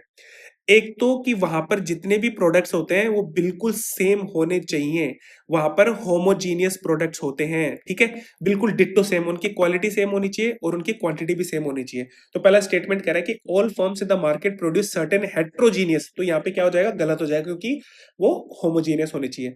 फिर इसका एक फीचर और होता है कि यहाँ पे जो प्राइसेस होती है ना वो हमेशा कांस्टेंट होती है, मतलब उनको चेंज नहीं कर सकते आप परफेक्टली कम्पिटिटिव मार्केट में। और स्टेटमेंट 2 भी ये कह रहा है कि यहाँ पर इनके जो प्राइसेस है उनको आप चेंज कर सकते हैं। तो स्टेटमेंट दोनों गलत हो गए। इसको डिटेल में हम चैप्टर नंबर 5 में पढ़ेंगे, तब आपको ये सारी चीजें समझ में आ जाएंगी। ओके, फिर आते हैं क्वेश्चन नंबर 11 में। यहाँ पे कह रहा है कि in economics one often encounters the concept of opportunity cost. तो what does opportunity cost means? अब देखो इसकी डेफिनेशंस है, ये वाला इसका आंसर है, तो आप इसमें देख लेना, बिल्कुल आसान क्वेश्चन है। फिर ये कह रहे हैं which of the following statement are correct regarding unit tax. जो यूनिट टैक्स होता है वो क्या होता है कि कोई भी आप यूनिट प्रोडक्ट्स प्रोड्यूस कर रहे हैं, जैसे 50 यूनिट प्रोड्यूस कर रहे हैं, तो हर एक यूनिट पे सरकार क्या लगाती है? टैक्स लगाती है। तो उसी टैक्स को क्या बोलते हैं? यूनिट टैक्स बोलते हैं। ओके, तो the tax imposed on per unit sale of output is at a certain rate, that is called unit tax. फिर 13 क्वेश्चन नंबर कह रहा है कि डिमांड ऑफ ए प्रोडक्ट और service is generally dependent upon which of the following factors. ये question already मैंने करा दिया अभी ऊपर। ओके, तो सेम क्वेश्चन है ये। फिर क्वेश्चन नंबर 14 कह रहा है कि in the context of marginal product. अब देखो मार्जिनल का मतलब जहां पर आपको दिखे ना, उसका मतलब ये होता है कि मतलब जैसे मान लें कि अगर मार्जिनल रेवेन्यू, मैंने आपको बताया कि 10 जो प्रोडक्ट्स है उनका अगर मार्जिनल रेवेन्यू कितना होता है, 100 रुपये होता है, तो अगर 11 का देखेंगे तो उसका कितना हो जाएगा? 110 हो जाएगा। तो यहाँ पर जो एडिशनल मतलब एक यूनिट एक्स्ट्रा करने की वजह से जितना आपको रेवेन्यू एक्स्ट्रा मिल रहा है उसी को मार्जिनल रेवेन्यू कहते हैं। सेम चीज मार्जिनल प्रोडक्ट की बात है कि अगर आप एक इनपुट कुछ आप डालते हैं तो उसकी वजह से जितने आउटपुट निकलते हैं ना, उन्हीं को क्या बोलते हैं? मार्जिनल प्रोडक्ट्स बोलते हैं। तो यहाँ पर जो स्टेटमेंट 1 है वो गलत हो जाएगा, स्टेटमेंट 2 इसकी डेफिनेशन है। ओके, तो यहाँ पर जो चैप्टर नंबर 2 है उसके क्वेश्चंस मैंने टोटल करा दिए हैं, और ये क्वेश्चन इसके अलावा जो क्वेश्चंस बनते हैं वो मैं मिसलेनियस में करवाऊंगा। ठीक है, आगे अब हम बात करते हैं चैप्टर नंबर 3 की। अब देखो चैप्टर नंबर 3 की जो थ्योरी है वो मैंने ऑलरेडी एक्सप्लेन कर दी थी जब मैंने इकोनॉमिक्स पढ़ाई थी, तो इसलिए यहाँ पर इसकी थ्योरी को मैंने एक्सप्लेन नहीं करा है। इसके क्वेश्चंस को मैं यहाँ पे एक्सप्लेन कर देता हूँ जो मैंने आपको प्रोवाइड कराए थे, जिनमें पहला क्वेश्चन ये कह रहा है कि how is total physical product derived from marginal physical product. अब देखो आप है ना ये फिजिकल प्रोडक्ट को भूल जाओ अभी के लिए, ठीक है। यहाँ पर मैं एक बार के लिए रेवेन्यू लगा देता हूँ, ठीक है, टोटल रेवेन्यू और मार्जिनल रेवेन्यू।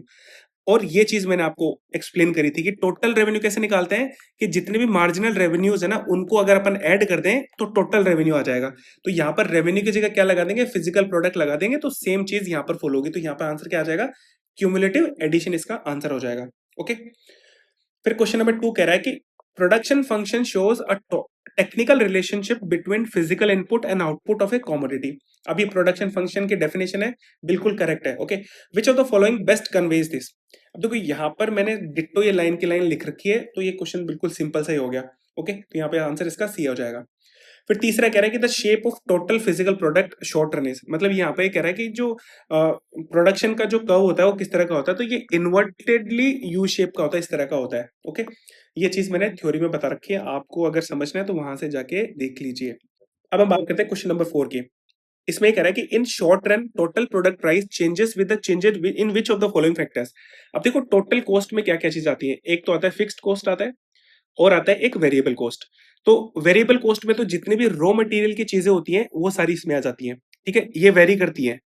लेकिन जो फिक्स्ड कॉस्ट होती है वो हमेशा फिक्स होती है, जैसे कि रूम आपका जो फैक्ट्री है उसका रेंट हो गया, आपकी इलेक्ट्रिसिटी हो गया, मतलब आपका प्रोडक्ट बिक रहा है कि नहीं बिक रहा है उससे कोई फर्क नहीं पड़ रहा है, लेकिन आपका रेंट तो हमको आपको हमेशा हर महीने देना पड़ेगा या फिर हर साल देना पड़ेगा, इलेक्ट्रिसिटी भी हर महीने देनी पड़ेगी। तो ये जो कॉस्ट होती है वो कैसी होती है? फिक्स होती है, ये चेंज नहीं होती है।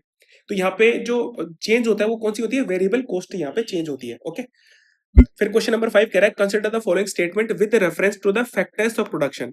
अब देखो फैक्टर्स ऑफ प्रोडक्शन है, ये कितने होते हैं? ये 4 होते हैं। एक हो गया लेबर, एक हो गया लैंड, एक हो गया कैपिटल, और चौथा होता है एंटरप्रेन्योरशिप। तो शॉर्ट रन में क्या होता है, इनमें से एक फैक्टर फिक्स्ड होता है, बाकी सारे वेरिएबल होते हैं। जबकि लॉन्ग रन में क्या होता है, सारे के सारे फैक्टर्स कैसे होते हैं? वेरिएबल होते हैं। ओके, तो ये दोनों स्टेटमेंट यहाँ पे करेक्ट हो जाएंगे। फिर क्वेश्चन नंबर 6 कह रहा है कि when A proportional increase in all inputs results in an increase in output by the same proportion. अब देखो यहाँ पर मैं एक चीज समझाता हूँ। जैसे मान लेते हैं कि प्रोडक्शन में क्या होता है कि आप कुछ इनपुट दे रहे हैं, मतलब कुछ रॉ मटेरियल आप यूज कर रहे हैं, और उससे क्या हो रहा है? कुछ आउटपुट निकल रहा है, ठीक है, कुछ प्रोडक्ट प्रोड्यूस हो रहा है। तो अगर जितना इनपुट देते हैं अगर उससे ज्यादा आउटपुट मिलता है, मतलब उससे ज्यादा आपका पैसा बनता है, तो क्या हो जाएगा? इंक्रीजिंग हो जाएगा। और अगर जितना आप इनपुट दे रहे हैं उतना ही आउटपुट निकलता है, तो उसको क्या बोलते हैं? कांस्टेंट बोलते हैं। और अगर जितना आप इनपुट देते हैं अगर उससे अगर आपको कम आउटपुट मिलता है तो उसको क्या बोलते हैं? डिक्लाइनिंग बोलते हैं, फिर डिक्रीजिंग बोलते हैं। तो यहां पर ये कह रहा है कि जितना आप इनपुट दे रहे हैं ना उतना इनपुट इनपुट जो है वो सेम प्रोपोर्शन में आ रहा है, तो इसको क्या बोलेंगे? कांस्टेंट रिटर्न टू स्केल बोलेंगे। डिटेल में आपको थ्योरी में बता रखा है, यहां पर मैंने आपको एक्सप्लेन कर दिया जितना नीडेड है। क्वेश्चन नंबर 7 कह रहा है कि consider the following statement. Total cost is the sum of variable cost and average cost. बिल्कुल सही स्टेटमेंट है जो मैंने ऑलरेडी आपको एक्सप्लेन करा। स्टेटमेंट 2 कह रहा है कि average cost is the sum of average variable cost and average fix cost. बिल्कुल सही है, दोनों सेम ही चीज है। ओके, तो यहाँ पे स्टेटमेंट दोनों करेक्ट हो जाएंगे। फिर क्वेश्चन नंबर 8 और ये जो लास्ट क्वेश्चन है, ये कह रहा है कि the production function of A firm is a relationship between. अब देखो, जैसे मैंने क्या बताया था कि रिलेशनशिप किस में होता है कि इनपुट एंड आउटपुट के बीच में जो रिलेशन होता है उसी को क्या बोलते हैं, प्रोडक्शन फंक्शन बोलते हैं। तो यहाँ पर ऑप्शन नंबर सी इसका करेक्ट आंसर हो जाएगा। ओके, यहाँ पर मैंने जितने भी प्रोडक्शन फंक्शन के क्वेश्चन थे वो सारे करा दिए हैं। फिर आता है chapter number 4, the theory of the firm under perfect competition. अब देखो इसमें हम क्या क्या पढ़ेंगे। एक तो परफेक्ट कंपटीशन क्या होता है इसको पढ़ेंगे, इसमें रेवेन्यू के बारे में पढ़ेंगे, तीन चीजें कि टोटल रेवेन्यू क्या होता है, एवरेज रेवेन्यू क्या होता है और मार्जिनल रेवेन्यू क्या होता है। ठीक है, अब इसमें ये जो तीन कंडीशंस हैं ये हमारे किसी काम की नहीं है, तो इनको नहीं पढ़ेंगे हम। इसके अलावा जो सप्लाई कर में जो काम काम की चीजें हैं केवल वही हम यहाँ पर पढ़ेंगे। ठीक है, तो चलिए हम शुरू करते हैं चैप्टर नंबर 4। अब इसमें देखो सबसे पहली चीज तो ये आती है कि परफेक्ट कंपटीशन होता क्या है। ठीक है, तो इसके दो डिफाइनिंग फीचर्स होते हैं। मतलब अगर आप परफेक्ट कंपटीशन मार्केट को अगर देखेंगे तो आप कैसे आइडेंटिफाई करेंगे कि ये परफेक्ट कंपटीटिव मार्केट है। तो इन दो फीचर्स की वजह से आप उनको आइडेंटिफाई करेंगे। कौन कौन से दो फीचर्स?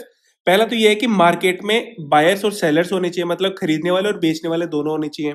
इसके अलावा कि जितने भी फर्म्स हैं, मतलब जितने भी बेचने वाले हैं ना, जो सेलर्स हैं, वो सारे के सारे प्रोडक्ट उनके कैसे होने चाहिए, होमोजीनियस होने चाहिए। होमोजीनियस का क्या मतलब हो गया, बिल्कुल समान, समरूप। तो जैसे मान लें कि यहाँ पर 10 दुकानें, अब 10 दुकानें कोई भी प्रोडक्ट ए बेच रही है, तो ये ए प्रोडक्ट सब में सेम होना चाहिए, इसमें कोई चेंजेस नहीं होनी चाहिए। एक तो ये कंडीशन हो गई। ठीक है, दूसरी कंडीशन यहाँ पर ये कह रहा है कि each buyer and seller in the market is a price taker. मतलब एक तो प्राइस टेकर होता है और एक प्राइस मेकर होता है।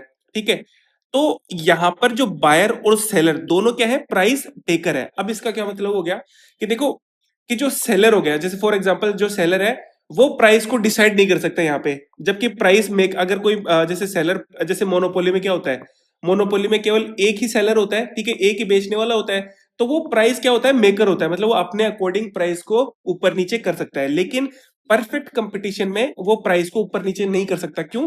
क्योंकि जैसे मान लेते हैं कि इस ए प्रोडक्ट की वैल्यू है 100 रुपए। ठीक है, और हर दुकान में इसकी वैल्यू कितनी होगी, 100 रुपए होगी। तो अगर कोई एक दुकानदार इन यहां पर इस ए प्रोडक्ट की वैल्यू अगर 110 कर देता है, तो मेरे को एक चीज बताइए कि इससे लेगा कौन? जबकि वही प्रोडक्ट दूसरी दुकानों में 100 रुपए में मिल जाएगा, तो इससे लेगा कौन? तो यहां पर इसकी बिक्री नहीं होगी, तो ये क्या हो जाएगा, ये ऐसा नहीं कर सकता है। और ना ही वो पैसे को कम कर सकता है। अब कम क्यों नहीं कर सकता? क्योंकि अगर देखो, अगर वो चीज किसी प्रोडक्ट को 100 रुपए में अगर वो बेच सकता है, तो 90 रुपए में क्यों बेचेगा, क्यों नुकसान करेगा? तो यहां पर बायर और दो सेलर, अब बायर में भी सेम चीज है ना, क्योंकि बायर क्या चाहता है, बायर ये चाहता है कि मेरे को सस्ते से सस्ता मिले।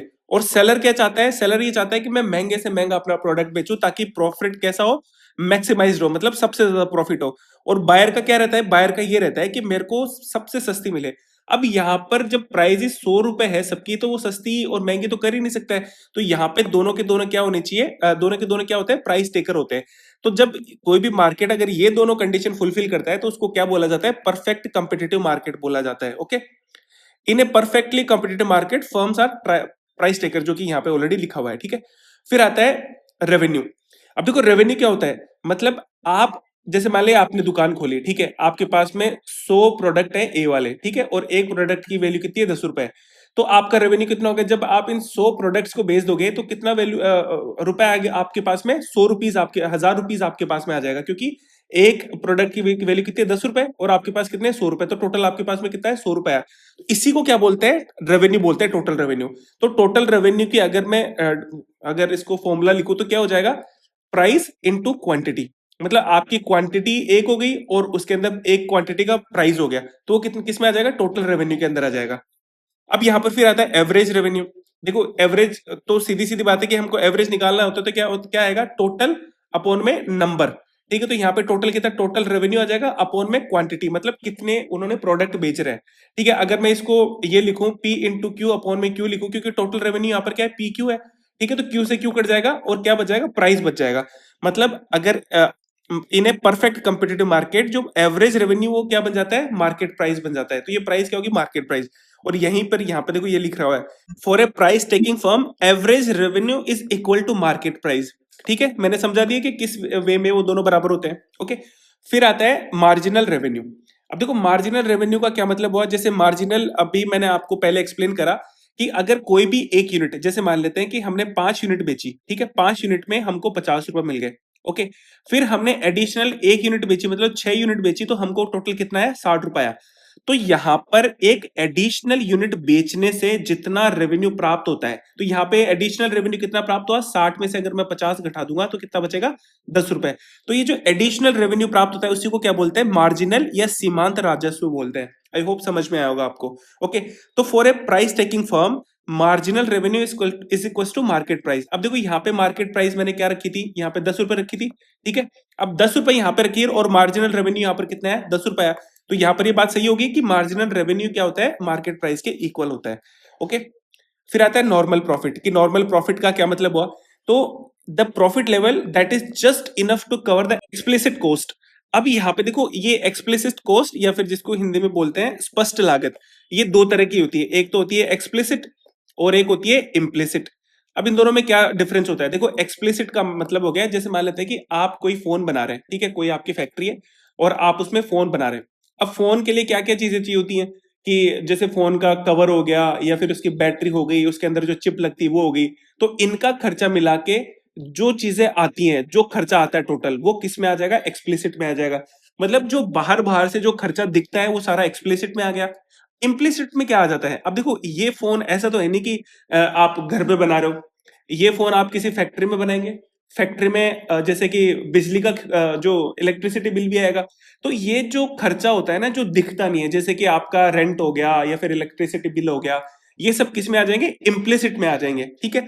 तो नॉर्मल प्रॉफिट क्या होता है, कि जो एक्सप्लिसिट कॉस्ट होती है, जो बाहर बाहर से दिखती है, और opportunity cost. Opportunity cost already मैंने आपको डिस्कस कर ली। तो इन दोनों के जब लेवल पर आ जाता है तो उसको नॉर्मल प्रॉफिट बोलते हैं। फिर आता है सुपर नॉर्मल प्रॉफिट। तो यहां पर ये कह रहा है कि profit that a firm earns over and above normal profit, मतलब नॉर्मल प्रॉफिट से जितना भी ज्यादा प्रॉफिट कमाता है ना जो भी फर्म, उसको क्या बोलते हैं, सुपर नॉर्मल प्रॉफिट या अधि सामान्य लाभ बोलते हैं उसको। ओके, फिर आता है ब्रेक इवन पॉइंट। अब देखो ब्रेक इवन पॉइंट क्या होता है, कि it refers to the point where the total revenue is equal to total cost. अब टोटल कॉस्ट क्या होगी, कि जो एक्सप्लिसिट और इम्प्लिसिट अगर दोनों को मिला दें, एक्सप्लिसिट और इम्प्लिसिट कॉस्ट जिसके बारे में अभी मैंने डिस्कस करा, उसको मिला दे तो वो क्या आ जाती है, टोटल कॉस्ट या कुल लागत आ जाती है, ठीक है। और ये किसके बराबर होनी चाहिए, टोटल रेवेन्यू के। टोटल रेवेन्यू मतलब कि आपने जितना बेचा क्वांटिटी, उसके प्राइस से मल्टीप्लाई कर देंगे तो टोटल रेवेन्यू आ जाएगा। तो जब ये टोटल कॉस्ट और टोटल रेवेन्यू जब बराबर हो जाते हैं, उसको क्या बोलते हैं, ब्रेक इवन पॉइंट बोलते हैं। फिर आता है शट डाउन पॉइंट। अब देखो शट डाउन पॉइंट का मतलब ये हो गया कि ऐसी सिचुएशन जिसके बाद में कोई भी फर्म या फिर कोई भी कंपनी या फिर कोई भी फैक्ट्री आगे जो वहन नहीं कर सकती, जो भी नुकसान है वो, ठीक है। मतलब आप कुछ लिमिट तक नुकसान को वहन कर सकते हैं, लेकिन एक पॉइंट आता है जिसके बाद में से आप नुकसान को वहन नहीं कर सकते, आपको वो फैक्ट्री बंद ही करनी पड़ेगी। तो उस पॉइंट को क्या बोलते हैं, शट डाउन पॉइंट बोलते हैं। अब अगर इसकी डेफिनेशन की बात करें, तो it refers to a situation when a firm is able to cover its variable cost only. Okay, अब यहां पे देखो वेरिएबल कॉस्ट या फिर जो परिवर्ती लागत होती है वो क्या होती है, तो यहाँ पे दो टाइप की कॉस्ट होती है, एक तो वेरिएबल कॉस्ट और एक फिक्स्ड कॉस्ट। जैसे जैसे मान लें कि आपने कोई फोन बनाया, ठीक है। अब आप प्रोडक्शन कर रहे हैं या नहीं कर रहे हैं, लेकिन आपका उस फैक्ट्री का जो किराया है वो तो लगेगा, रेंट तो आपका देना ही पड़ेगा। जब इस बात से कोई फर्क नहीं पड़ता ना कि आप फोन बना रहे हैं कि नहीं बना रहे हैं, या फिर आपका जो कंपनी है वो प्रॉफिट कमा रही है कि नहीं कमा रही है, आपके पास में लोग आ रहे हैं कि नहीं आ रहे, इससे कोई फर्क नहीं पड़ता। इलेक्ट्रिसिटी बिल हो गया, इलेक्ट्रिसिटी बिल भी लगेगा, क्योंकि अगर कोई हाउस है या फिर कोई फैक्ट्री, उसमें बिजली तो चाहिए होगी। तो वो कॉस्ट जो कि प्रोडक्शन से अलग, प्रोडक्शन के अलावा या फिर प्रोडक्शन का उससे कोई इफेक्ट ना पड़ता, उसको क्या बोलते हैं, फिक्स्ड कॉस्ट बोलते हैं, ठीक है। जैसे कि किसमें फिक्स कॉस्ट में क्या क्या आ जाएगा, रेंट आ जाएगा, इलेक्ट्रिसिटी बिल आ जाएगा, और वेरिएबल कॉस्ट में बाकी चीजें आ जाएगी। जैसे कि आप फोन बना रहे हैं तो उसकी बैटरी का जो हो गया, या फिर जैसे मान लें कि कुछ भी आप बना रहे हैं ना, तो उसमें जो आपके रॉ मटेरियल लगते हैं वो किस में आते हैं, वेरिएबल कॉस्ट के अंदर आते हैं। तो शटडाउन पॉइंट किसको बोलते हैं, कि एक ऐसी सिचुएशन जब कोई फर्म है ना अपने वेरिएबल कॉस्ट को ही कवर कर पा रही है, जबकि उसका जो फिक्स्ड कॉस्ट है, मतलब रेंट और जो अपनी इलेक्ट्रिसिटी का जो बिल आता है, उसको वो कवर नहीं कर पा रही है। तो वो कितनी देर तक सहन करेंगे, अगर इससे भी ज्यादा उनको लॉस होता है तो उनको क्या करना पड़ेगा, उस फैक्ट्री को शट डाउन करना पड़ेगा। ओके, आई होप आपको चीजें समझ में आई होंगी, ठीक है। फिर ये कह रहा है कि जो demand curve in a perfectly competitive market. अब देखो यहाँ पर हम चैप्टर ही क्या है कि परफेक्टली कम्पिटिटिव मार्केट है, तो उसमें जो डिमांड कर्व होगा वो किस तरह से वर्क करेगा उसके बारे में हम बात करेंगे। ओके, तो यहाँ पर ही कह रहे हैं कि the demand curve that a firm faces in a perfectly competitive market is perfectly elastic. Perfectly elastic क्या होता है, जिसको हिंदी में मांग की पूर्णतः लोचदार बोलते हैं। देखो ऐसी सिचुएशन जिसमें आप चाहे डिमांड चाहे कम हो या ज्यादा हो, हमेशा प्राइस सेम ही रहेगी, प्राइस में कोई चेंजेस नहीं आएगा, ऐसी कंडीशन को क्या बोलते हैं, परफेक्टली इलास्टिक बोलते हैं। तो आप देखो मैंने आपको अभी ऊपर क्या बताया था कि परफेक्ट कंपटीशन में क्या होता है, जैसे मान ले कि अगर 10 दुकानदार है, उनके पास में सेम प्रोडक्ट होंगे, ठीक है। अब सेम प्रोडक्ट होगी तो उनकी जो प्राइस होगी वो भी तो सेम होगी ना, मतलब वो प्राइस को छेड़ ही नहीं सकते हैं, क्योंकि अगर वो छेड़ते हैं तो लोग उसके पास में नहीं जाकर किसी और के पास में चले जाएंगे वो। तो परफेक्टली कंपिटिटिव मार्केट में जो डिमांड कर्व होता है वो कैसा होता है, परफेक्टली इलास्टिक होता है। और परफेक्टली इलास्टिक का जो डायग्राम बनता है वो ऐसे बनता है, मतलब यहाँ पर जो डिमांड है उससे कोई फर्क नहीं पड़ रहा है, एक हॉरिजॉन्टल लाइन बनती है प्राइस की, मतलब ना तो इसमें प्राइस ऊपर होती है ना ही नीचे होती है। ओके, आई होप चीज समझ में आई होंगी आपको। फिर आता है सप्लाई कर्व। अब देखो यहां पर ये क्या बात कर रहा है कि सप्लाई में अगर कुछ डिटर्मिनेंट्स होते हैं जो उसको अफेक्ट करते हैं, तो वो कौन कौन से पॉइंट्स होते हैं। देखो आप एक चीज यहां पे देखो कि सप्लाई को क्या क्या चीजें अफेक्ट करेंगे। पहले पहले तो चीज होती है टेक्नोलॉजिकल प्रोग्रेस। जैसे मान लेते हैं कि आपने कोई फैक्ट्री लगाई, ठीक है। पहले आप लेबर को यहाँ पर काम में लेते थे, लेबर आपके यहाँ पर फोन बनाती थी, लेकिन अब क्या आपने यहाँ पे मशीनें लगा दी। तो मशीनें लगा दी तो अब सीधी सी बात है ना कि लेबर से वो ज्यादा प्रोड्यूस कर पाएंगी, तो यहाँ पर जो सप्लाई हो गई वो क्या हो सकती है, ज्यादा हो जाएगी, तो टेक्नोलॉजिकली प्रोग्रेस हो गई। दूसरा इनपुट प्राइस होगी। इनपुट प्राइस का क्या मतलब हुआ कि फोन की जो लागत होती है ना, जैसे कि फोन को बनाने में जो लागत लगती है उसको इनपुट इनपुट प्राइस बोलेंगे। तो जैसे मान लेते हैं कि अगर लिथियम के दाम ज्यादा बढ़ गए तो बैटरी आपको आसानी से नहीं मिलेगी। आजकल जो चिप आती है, जो सेमीकंडक्टर चिप आती है, उसके भी दाम बहुत ज्यादा बढ़ रहे हैं, इसी वजह से कि जो अगर आपने अभी रिसेंट में कोई गैजेट खरीदे होंगे, फोन या जो टैब हो गया, लैपटॉप हो गया, अगर वो खरीदे होंगे तो उनकी प्राइसेस ऊपर ही बढ़ेंगे, नीचे नहीं होंगी, क्योंकि ये जो चिप्स है उनकी डिमांड, उनकी जो मार्केट में जो डिमांड है वो बहुत ज्यादा है और सप्लाई कम है। तो इनपुट प्राइसेस जब बढ़ती हैं तो भी सप्लाई सप्लाई में चेंजेस आते हैं। फिर आता है यूनिट टैक्स। अब यूनिट टैक्स का क्या मतलब हो गया कि जैसे सरकार जो टैक्स लगाती है ना, जैसे मान ले कि आपने 100 यूनिट बनाई है, ठीक है, तो एक यूनिट पे जो सरकार टैक्स लेती है उसको क्या बोलते हैं, यूनिट टैक्स बोलते हैं, ठीक है। डिटर्मिनेंट्स हो गए सप्लाई कर्व को अफेक्ट करने वाले। ओके, फिर हम बात करते हैं सप्लाई कर्व। अब देखो सप्लाई कर्व कैसा होता है, देखो डिमांड कर्व और सप्लाई कर्व में आपको दिखा देता हूँ कि डिमांड कर्व इस तरह से डाउनवर्ड स्लोपिंग में होता है, ओके, जिसमें यहाँ पे प्राइस होती है और यहाँ पे क्वांटिटी होती है। जबकि जो सप्लाई कर्व कैसा होता है, ये अपवर्ड में जाता है, ठीक है, तो इसका स्लोप कैसे होता है, अपवर्ड साइड में होता है। ओके, तो ये अगर मैं सप्लाई कर्व को दिखाऊं तो ये सप्लाई कर्व होता है। अब इसमें देखो अगर सप्लाई कर्व में चेंजेस कैसे आते हैं उसकी बात कर लेते हैं। तो सप्लाई कर्व में चेंजेस कब आएंगे, कब आते हैं, जब प्राइस में चेंजेस हो। अगर देखो प्राइस में चेंजेस होते हैं, देखो अगर मैं यहाँ पर एक चीज बताऊं कि यहाँ पर ये हो गया, ठीक है, मतलब इस पॉइंट पे अगर हम बात करें तो प्राइस एक्स हो गई और क्वांटिटी कितनी होगी, क्यू हो गई, यहाँ पे पी मान लेते हैं। लेकिन अगर प्राइस में चेंजेस आ गए, प्राइस बढ़ गई, ठीक है, तो यहाँ पर जो चीजें रहेंगी वो कैसे रहेंगी, यहाँ पर अब प्राइस कैसे हो जाएगी, P1 हो जाएगी, क्वांटिटी कैसे हो जाएगी, Q1 हो जाएगी, ठीक है। तो इसका जो मूवमेंट होगा किसके अलोंग होगा, मूवमेंट होगा अलोंग द सप्लाई कर्व, मतलब इनका जो मूवमेंट होगा ना प्राइसेस का, वो किसके अकॉर्डिंग होगा, सप्लाई कर्व के ही अलोंग होगा। ओके, तो इसमें रिजल्ट क्या हो जाएगा कि रिजल्ट ये होगा कि या तो अपवर्ड मूवमेंट होगा या डाउनवर्ड मूवमेंट होगा। मतलब अगर जैसे प्राइसेस क्या होगी, प्राइसेस कम होगी तो जो मूवमेंट हो कैसा हो जाएगा, नीचे की ओर आ जाएगा। अगर प्राइसेस बढ़ गई तो अब जो मूवमेंट हो जाएगा कैसा हो जाएगा, अपवर्ड हो जाएगा। देखो यहाँ पर ये इंपॉर्टेंट मैं यहाँ पे बता क्यों रहा हूँ, क्योंकि इसको लेकर सीधे सीधे क्वेश्चंस आ जाते हैं कि अगर प्राइसेस में चेंजेस होते हैं तो जो सप्लाई कर होता है उसमें किस तरह का मूवमेंट होता है, अपवर्ड होता है, डाउनवर्ड होता है, या लेफ्टवर्ड होता है, या फिर राइटवर्ड होता है, ठीक है। तो ये क्वेश्चन इसलिए पूछे जा सकते हैं, तो इसलिए इंपॉर्टेंट है। फिर आता है कि अब देखो यहाँ पे तो प्राइस की वजह से जो चेंजेस आए वो तो मैंने आपको यहाँ पर बता दिए, ठीक है। अगर कुछ अदर फैक्टर, प्राइस के अलावा कुछ अदर फैक्टर्स में चेंजेस आते हैं तो उसकी वजह से जो शिफ्ट है वो कैसा होता है, लेफ्टवर्ड शिफ्ट होता है या राइटवर्ड शिफ्ट होता है। तो आपको बस ये दो चीजें ध्यान रखनी है, ये तो राइटवर्ड शिफ्ट हो गया और ये इधर लेफ्टवर्ड शिफ्ट हो गया। तो यहाँ पे सप्लाई कर्व में दो तरह से चेंजेस आते हैं।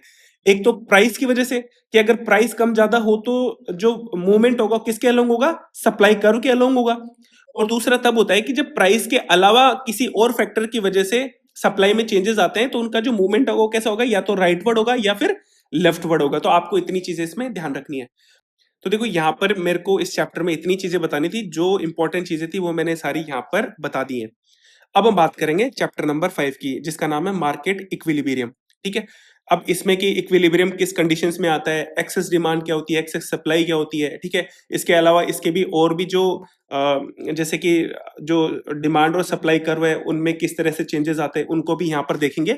और इसके अलावा जो अदर एप्लीकेशंस हैं जैसे कि प्राइस सीलिंग हो गई या फिर प्राइस फ्लोर हो गया, ये डेफिनेशंस भी यहाँ पे इंपॉर्टेंट है, उनको भी यहाँ पर देखेंगे। तो चलिए अब बात करते हैं चैप्टर नंबर 5, जिसका नाम है मार्केट इक्विलिब्रियम।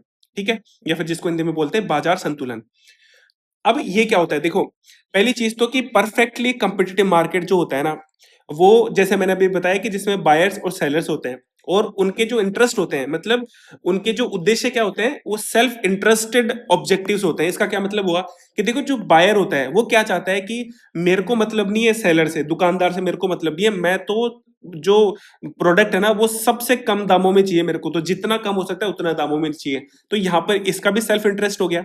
और जो दुकानदार है वो क्या चाहता है, वो ये चाहता है कि मेरा जो प्रोडक्ट है वो ज्यादा से ज्यादा पैसों में मैं बेचूं। तो उसका भी यहाँ पे सेल्फ इंटरेस्ट हो गया, उसको वो बायर से कोई मतलब नहीं है कि वो गरीब है अमीर है।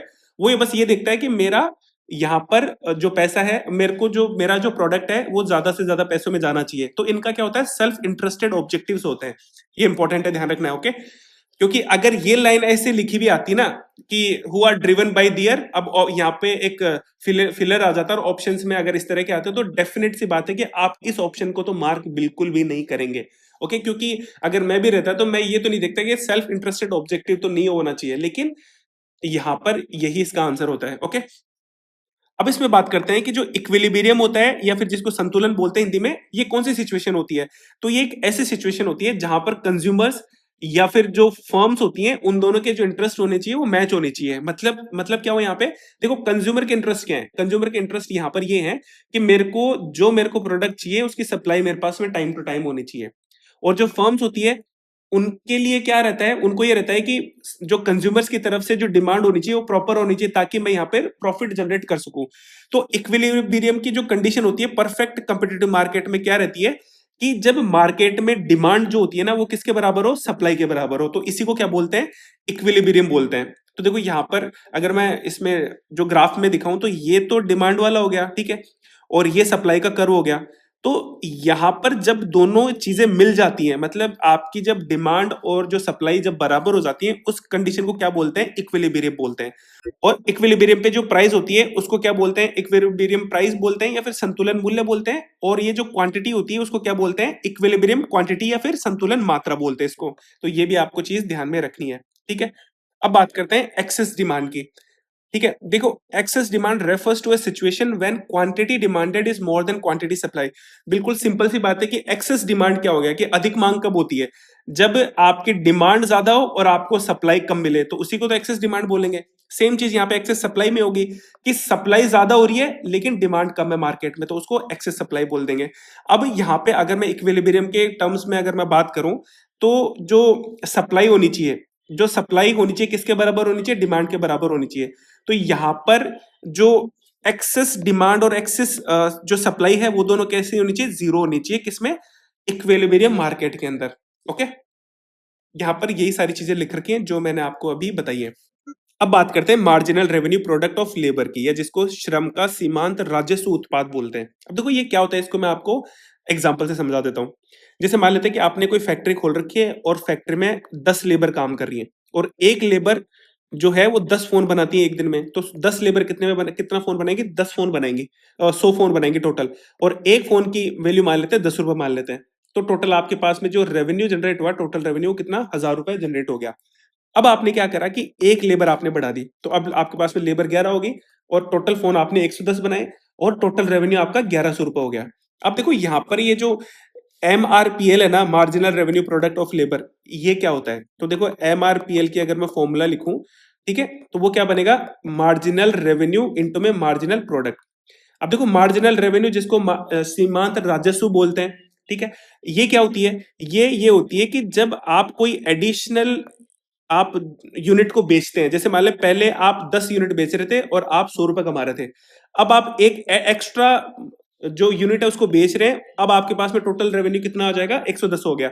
तो ये एडिशनल यूनिट बेचने से जितना आपको एक्स्ट्रा पैसा आ रहा है, तो यहाँ पे एक्स्ट्रा पैसा कितना आ रहा है, 10 रुपए आ रहा है, तो वो क्या होता है, मार्जिनल रेवेन्यू होता है। और ये मार्जिनल रेवेन्यू किसके बराबर होता है, मार्केट प्राइस के बराबर में होता है, जो कि अभी मैंने आपको एक्सप्लेन करा था, ठीक है। क्योंकि यहाँ पर एक फोन की प्राइस कितनी है, वो है 10 रुपए, ठीक है। और यहाँ पर देखो मार्जिनल रेवेन्यू कितना है, 10 रुपए है, तो मार्केट प्राइस के बराबर हो गया। तो यहाँ पर मार्जिनल रेवेन्यू कितना हो जाएगा, 10 रुपए हो जाएगा, क्योंकि यहाँ पर भी हमने एक फोन की प्राइस कितनी बता रखी है, 10 रुपए बता रखी है। फिर आता है मार्जिनल प्रोडक्ट। अब मार्जिनल प्रोडक्ट का मतलब ये हो गया कि एक लेबर से आप कितना एक्स्ट्रा बना पा रहे हैं, ठीक है। तो देखो पहले आप 10 लेबर से 100 प्रोडक्ट बना पा रहे थे। अब जब आपने एक लेबर एक्स्ट्रा कर दी, तो अब प्रोडक्ट कितने बना पा रहे हैं, 110 प्रोडक्ट बना पा रहे हैं। तो ये जो एक्स्ट्रा बनाया वो क्या हो जाएगा, एक्स्ट्रा आपने 10 बनाया वो क्या हो जाएगा, मार्जिनल प्रोडक्ट हो जाएगा। तो ये भी कितना हो जाएगा, 10 हो जाएगा। तो एमआरपीएल टोटल कितना हो जाएगा, 100 रुपए हो जाएगा, ठीक है। अगर आप यहां पर देखते हैं तो देखो पहले आप कितने बना पा रहे थे, 1000, और बाद में अब कितने बना पा रहे हैं, 1100। तो टोटल ये भी इनका अगर डिफरेंस देखें तो ये कितना हो जाएगा, 100 रुपए। तो देखो यहां पर ये जो मार्जिनल रेवेन्यू प्रोडक्ट लेबर होता है, अगर उसको फॉर्मूले में देखें तो क्या लिखेंगे, मार्जिनल रेवेन्यू इनटू में मार्जिनल प्रोडक्ट, ओके। और अगर इसके डेफिनेशन की बात करें तो क्या लिखा जाएगा यहाँ पे, कि for each extra unit of labour she gets an additional benefit equal to marginal revenue times marginal product which is called MRPL, ठीक है। देखो यहाँ पर मेनली आपको डेफिनेशन समझाना था और यहाँ पे लिखा क्या है वो समझाना था, क्योंकि अगर आप खुद से पढ़ेंगे आपको समझ में नहीं आएगा ये क्या होता है, ओके। तो आपसे ये डेफिनेशन एग्जाम में पूछी जा सकती है, इसीलिए यहाँ पर इस चीज को एक्सप्लेन करा गया है, ठीक है। आई होप आपको चीजें समझ में आई होंगी। अब हम बात करते हैं shift in demand and supply curves, कि जो डिमांड और सप्लाई कर्व में जो शिफ्ट होते हैं ना, वो किस तरीके से होते हैं और उनमें क्या क्या चेंजेस आते हैं प्राइस और क्वांटिटी के अंदर। तो पहले हम देख लेते हैं कि डिमांड में अगर चेंजेस होते हैं तो उनके कर्व में क्या क्या चेंजेस आते हैं, ठीक है। तो देखो अगर डिमांड में इंक्रीमेंट आ गया तो जो कर्व है वो किधर शिफ्ट होगा, राइटवर्ड शिफ्ट होगा। और अगर डिमांड में डिक्रीमेंट आ गया तो जो कर्व होगा वो लेफ्टवर्ड शिफ्ट होगा। अब देखो मैं यहाँ पे दिखाता हूँ आपको, देखो ये रहा जो अब इसको सप्लाई वाले को भूल जाइए, अब एक बार अपन डिमांड की बात करेंगे। तो डिमांड में अगर कमी आती है, देखो यहाँ पर ये हमारी डिमांड है, अगर कमी आएगी तो डिमांड क्या हो जाएगी, इधर आ जाएगी। तो अगर कमी होती है लेफ्टवर्ड शिफ्ट हो जाएगा, और अगर डिमांड में अगर ज्यादा आती है तो जो ग्राफ है वो आगे की तरफ शिफ्ट हो जाएगा, तो किधर आ जाएगा, राइटवर्ड शिफ्ट हो जाएगा, ठीक है। तो आपको रटना नहीं है, जो मैंने यहाँ पे चीज ग्राफ में समझा रहा हूं उसी से आपको सारी चीजें याद रखनी है, ठीक है। तो इंक्रीज अगर डिमांड में इंक्रीमेंट होती है तो राइटवर्ड, और डिक्रीमेंट होता है तो लेफ्टवर्ड। देखो ये चीजें एग्जाम में पूछी जा सकती हैं स्टेटमेंट के अंदर, इसी वजह से मैं यहाँ पर आपको सारी चीजें समझा रहा हूँ, ओके। तो ये दो चीजें आपको ध्यान रखनी है। अब बात करते हैं कि सप्लाई में जब अगर चेंजेस आते हैं तो उनके ग्राफ में किस तरह से चेंजेस आते हैं। तो देखो यहाँ पर देखो गलती से डिमांड लिख रखा है, यहाँ पर सप्लाई आएगा, ठीक है। तो जब सप्लाई में इंक्रीमेंट होता है तो जो ग्राफ है वो राइटवर्ड शिफ्ट होता है, और जब कमी आती है सप्लाई के अंदर तो लेफ्टवर्ड शिफ्ट होता है। तो देखो यहाँ पे दोनों चीजें सेम ही है, मतलब सप्लाई में भी सेम चीजें, क्योंकि सप्लाई में जब इंक्रीमेंट होता है तो राइटवर्ड शिफ्ट होता है, और डिक्रीमेंट होता है तो लेफ्टवर्ड शिफ्ट होता है। और सेम चीज यहाँ पर है, जब इंक्रीमेंट हो रहा है तो राइटवर्ड, और डिक्रीमेंट हो रहा है तो लेफ्टवर्ड। इसको मैं आपको ग्राफ में भी दिखा देता हूँ। देखो ये सप्लाई का ग्राफ है, ठीक है।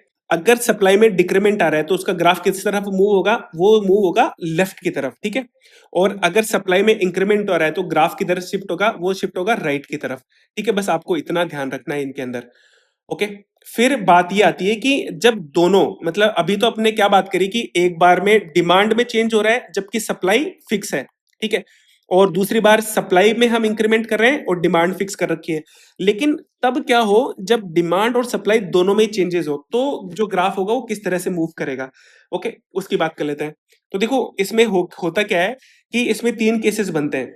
एक तो पहली चीज तो ये है कि जिस रेशो से या फिर जिस रेट से डिमांड और सप्लाई इंक्रीमेंट होती है, एक तो ये बन गया कि रेशो और या फिर जो रेट होती है वो दोनों सेम होनी चाहिए डिमांड और सप्लाई के इंक्रीज होने की, ओके।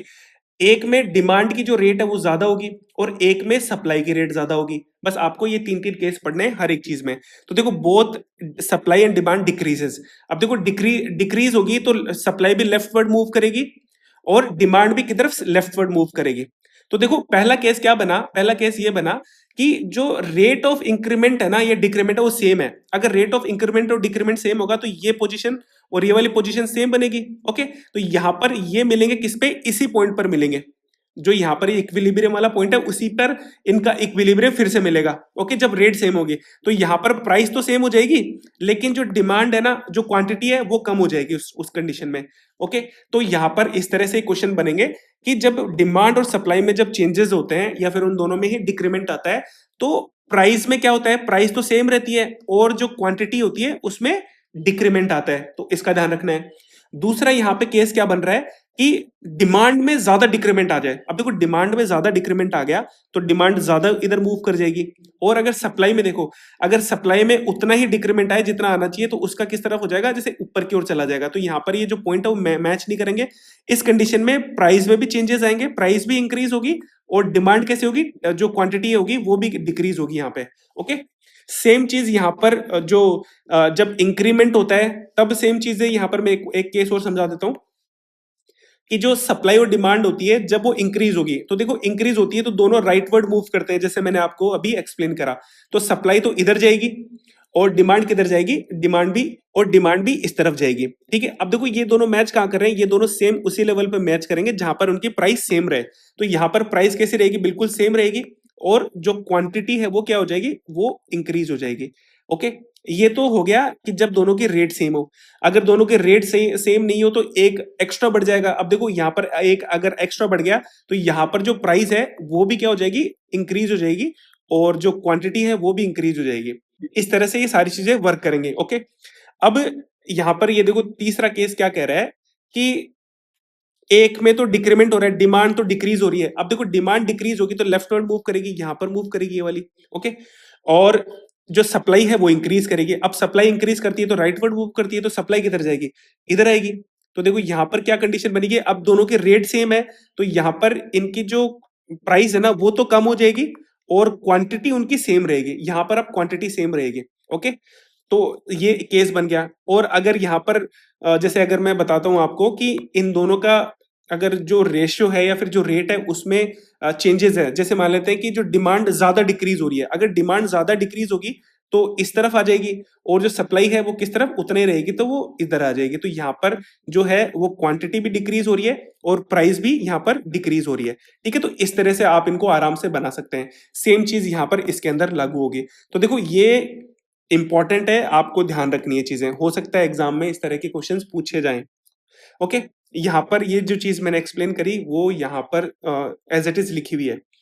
अब हम बात करते हैं फ्री एंट्री एंड एग्जिट की। अब देखो ये क्या होती है, तो देखो जैसे अभी मैंने बताया कि परफेक्ट कंपिटिटिव मार्केट में क्या होता है कि सारे जो जितने भी दुकानदार होते हैं सबकी जो रेट होती है वो एक ही होती है। ओके, और उसमें कोई प्राइसेस को कम भी नहीं कर सकता, क्योंकि अगर कम करेगा तो ओवरऑल उसको नुकसान ही होगा, क्योंकि वो जो प्रोडक्ट 100 रुपए में बेच सकता है तो वो 90 रुपए में क्यों बेचेगा। अब फ्री एंट्री और एग्जिट का मतलब ये हो गया कि आपकी जो एवरेज कॉस्ट है, मान लेते हैं कि कोई फर्म की एवरेज कॉस्ट है 70 रुपीज और वो उसको 100 रुपए में बेचता है। अब आप जो आपका उसका जो मार्केट प्राइस है उसको 70 रुपए से कम नहीं कर सकते हैं, क्योंकि अगर आपने 70 रुपए से कम करा तो आप क्या हो जाएंगे, कंपटीशन से बाहर हो जाएंगे, आपको नुकसान हो जाएगा और आपको एग्जिट का रास्ता देखना पड़ेगा। ठीक है, तो इस तरीके से फ्री एंट्री और एग्जिट काम करते हैं। फिर हम दो चीजों की और बात करेंगे इसमें। एक तो होता है प्राइस सीलिंग, जिसमें मूल्य सीमा को निर्धारित किया जाता है। तो गवर्नमेंट क्या करती है कि कभी कभी अपर लिमिट को सेट कर देती है। जैसे मान लो कोई प्रोडक्ट है, ठीक है, अब उस प्रोडक्ट के लिए गवर्नमेंट अपर लिमिट सेट कर देगी कि इससे ऊपर पैसा नहीं जाना चाहिए, इसके नीचे आप कितना ही करें लेकिन इससे ऊपर नहीं जाना चाहिए। जैसे कि जो अपने जो रोज में काम आने वाली चीजें होगी, जैसे राइस हो गया, केरोसिन हो गया, शुगर हो गया, इनके जो दाम है वो एक पर्टिकुलर लिमिट से ऊपर नहीं जाने चाहिए। तो गवर्नमेंट क्या करती है, गवर्नमेंट एक अपर लिमिट लगा देती है उन प्रोडक्ट्स के ऊपर, उन प्रोडक्ट्स की प्राइस के ऊपर। उन्हीं को क्या बोलते हैं, प्राइस सीलिंग बोलते हैं। ओके, दूसरा आता है प्राइस फ्लोर। अब देखो गवर्नमेंट ने एक तो अपर लिमिट लगा दी, उसको तो प्राइस सीलिंग बोल दिया, और एक लोअर लिमिट भी लगा देती है कि आपको इससे नीचे तो बेचना ही नहीं है, इस प्राइस से नीचे आप नहीं जा सकते हैं। उसको क्या बोलते हैं, प्राइस फ्लोर बोलते हैं। फॉर एग्जाम्पल कोई फार्मर है, ठीक है, अब फार्मर जब गेहूं उगा रहा है तो वो मार्केट में लेके जाएगा उनको बेचने के लिए, और उसी टाइम बहुत सारे फार्मर आएंगे मार्केट में बेचने के लिए, क्योंकि वो सीजन होता है। तो इस टाइम क्या प्राइसेस कम हो जाती हैं गेहूं की, और प्राइसेस बढ़ती कब है, जब गेहूं की कमी आती है तो उस टाइम बढ़ती है, लेकिन जब गेहूं को बेचना रहता है उस टाइम प्राइसेस कम रहती हैं। तो उस टाइम जो प्राइजेस के जो कम होने के चांसेस है वो और ज्यादा हो जाते हैं। तो गवर्नमेंट क्या करती है कि एक लिमिट सेट कर देती है कि आप ना इससे नीचे तो प्राइजेस को कम नहीं कर सकते हैं। और उसी चीज को क्या बोला जाता है, एमएसपी बोला जाता है।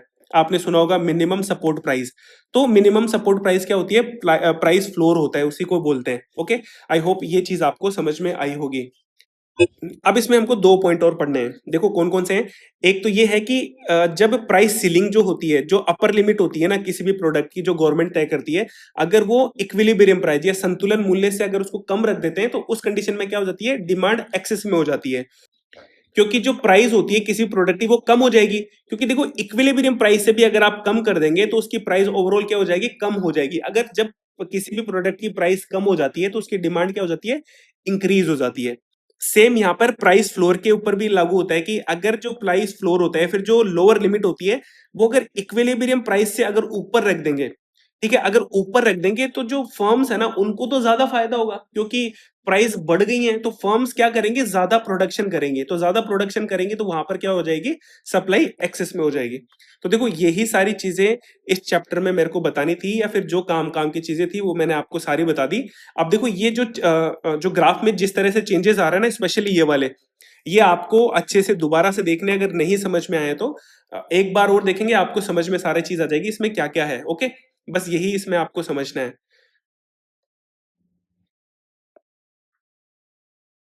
अब हम बात करते हैं चैप्टर नंबर 6 की, जिसका नाम है नॉन कॉम्पिटिटिव मार्केट।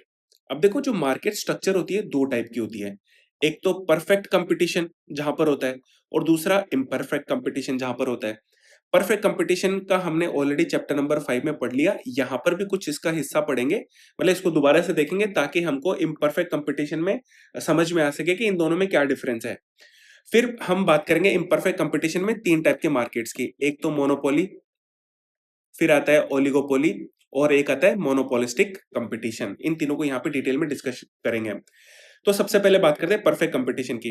अब देखो परफेक्ट कंपटीशन के मैंने क्या फीचर्स बताए थे कि एक तो यहाँ पे लार्ज नंबर ऑफ बायर्स होते हैं, खरीदने वाले भी खूब होते हैं और सेलर्स भी खूब होते हैं। ओके, और यहाँ पर जो प्रोडक्ट आएगा वो कैसा होता है, होमोजीनियस प्रोडक्ट्स होता है। मतलब उन प्रोडक्ट्स की क्वालिटी, क्वांटिटी बिल्कुल सेम होती है, डिट्टो। ओके, और यहाँ पर जो प्राइजेस होती है वो हमेशा कांस्टेंट होती है, जो मैंने आपको ऑलरेडी पिछले लेक्चर में एक्सप्लेन करा। क्यों होती है, क्योंकि वो प्राइजेस को चेंज नहीं कर सकते हैं। जैसे कि तीन सेलर है यहाँ पे, एक और प्रोडक्ट ए बेच रहे हैं, तीनों की तीनों बिल्कुल सेम क्वांटिटी और सेम क्वालिटी के, और एक 110 में बेच रहा है, एक 100 में बेच रहा है, और एक 90 में बेच रहा है। तो आप किसके पास खरीदोगे, आप ऑब्वियस सी बात है कि 90 वाले के पास में जाओगे, इनके प्रोडक्ट बिकेंगे ही नहीं। तो परफेक्ट कंपटीटिव मार्केट में जो प्राइसेस होती है वो हमेशा सेम होती है, कांस्टेंट होती है। ओके, और यहाँ पर जो एवरेज रेवेन्यू है वो किसके बराबर होता है, मार्जिनल रेवेन्यू के बराबर होता है, जिसको मैंने पिछले लेक्चर में आपको डिटेल में एक्सप्लेन करा था। ओके, फिर यहाँ पर क्या कह रहा है कि जब prices are determined by industries. अब देखो यहाँ पे जैसे मान ले कि खूब सारी फर्म्स है, जैसे मान ले 100 फर्म्स है, ठीक है, ये 100 फर्म्स मिलाकर क्या बनेगी, इंडस्ट्री बनेगी पूरी। तो यहाँ पर कोई भी एक इंडिविजुअल फर्म होती है वो प्राइजेस को डिसाइड नहीं करती है, यहाँ पर पूरी इंडस्ट्री जो है वो प्राइजेस को डिसाइड करती है। तो ये आपको ध्यान रखना है। ओके, और it is based on market forces of demand and supply. अब देखो एक चीज इसमें इंपॉर्टेंट है कि परफेक्ट कम्पिटिटिव मार्केट में डिमांड और सप्लाई दोनों के कर्व्स बनते हैं। क्यों बनते हैं, क्योंकि यहाँ पे प्राइसेस कैसे रहती है, कांस्टेंट रहती है। और जब प्राइसेस कांस्टेंट रहती है तो हमको पता है कि कितनी जितनी डिमांड है उतनी वहां पर सप्लाई होगी, प्रोडक्ट भी यहाँ पे सेम रहता है। ओके, तो परफेक्ट कंपटीटिव मार्केट में डिमांड का ग्राफ भी बनता है और सप्लाई का ग्राफ भी बनता है। जबकि ये जो तीनों अदर है ना नॉन कंपटीटिव मार्केट वाले, मोनोपोली, ओलिगोपोली और मोनोपोलिस्टिक, इनमें सप्लाई कर्व बनता ही नहीं है। क्यों नहीं बनता है, इसको हम जब ये क्वेश्चन आएगा अभी उसमें डिटेल में आपको मैं बताऊंगा कि ऐसा क्यों होता है। फिर यहाँ पर ये कह रहा है कि no single company can influence the product price, जो मैंने आपको बता दिया कि कोई भी इंडिविजुअल फर्म इनके प्राइजेस को इन्फ्लुएंस नहीं कर सकती है। और इनका जो ग्राफ बनता है कैसा रहता है, जो डिमांड कर्व कैसा होता है, वो परफेक्टली इलास्टिक होता है। ठीक है, मतलब कि आप की डिमांड चाहे कितनी हो, आपकी प्राइजेस हमेशा सेम रहेगी। आप चाहे कितनी क्वांटिटी को प्रोड्यूस करें, प्राइजेस हमेशा सेम रहेंगे। यहाँ पर क्या रहता है, A R equal to M R रहता है। ओके, मतलब एवरेज रेवेन्यू किसके बराबर होगा, मार्जिनल रेवेन्यू के। अब इसके कुछ फीचर्स भी देख लेते हैं यहाँ पे।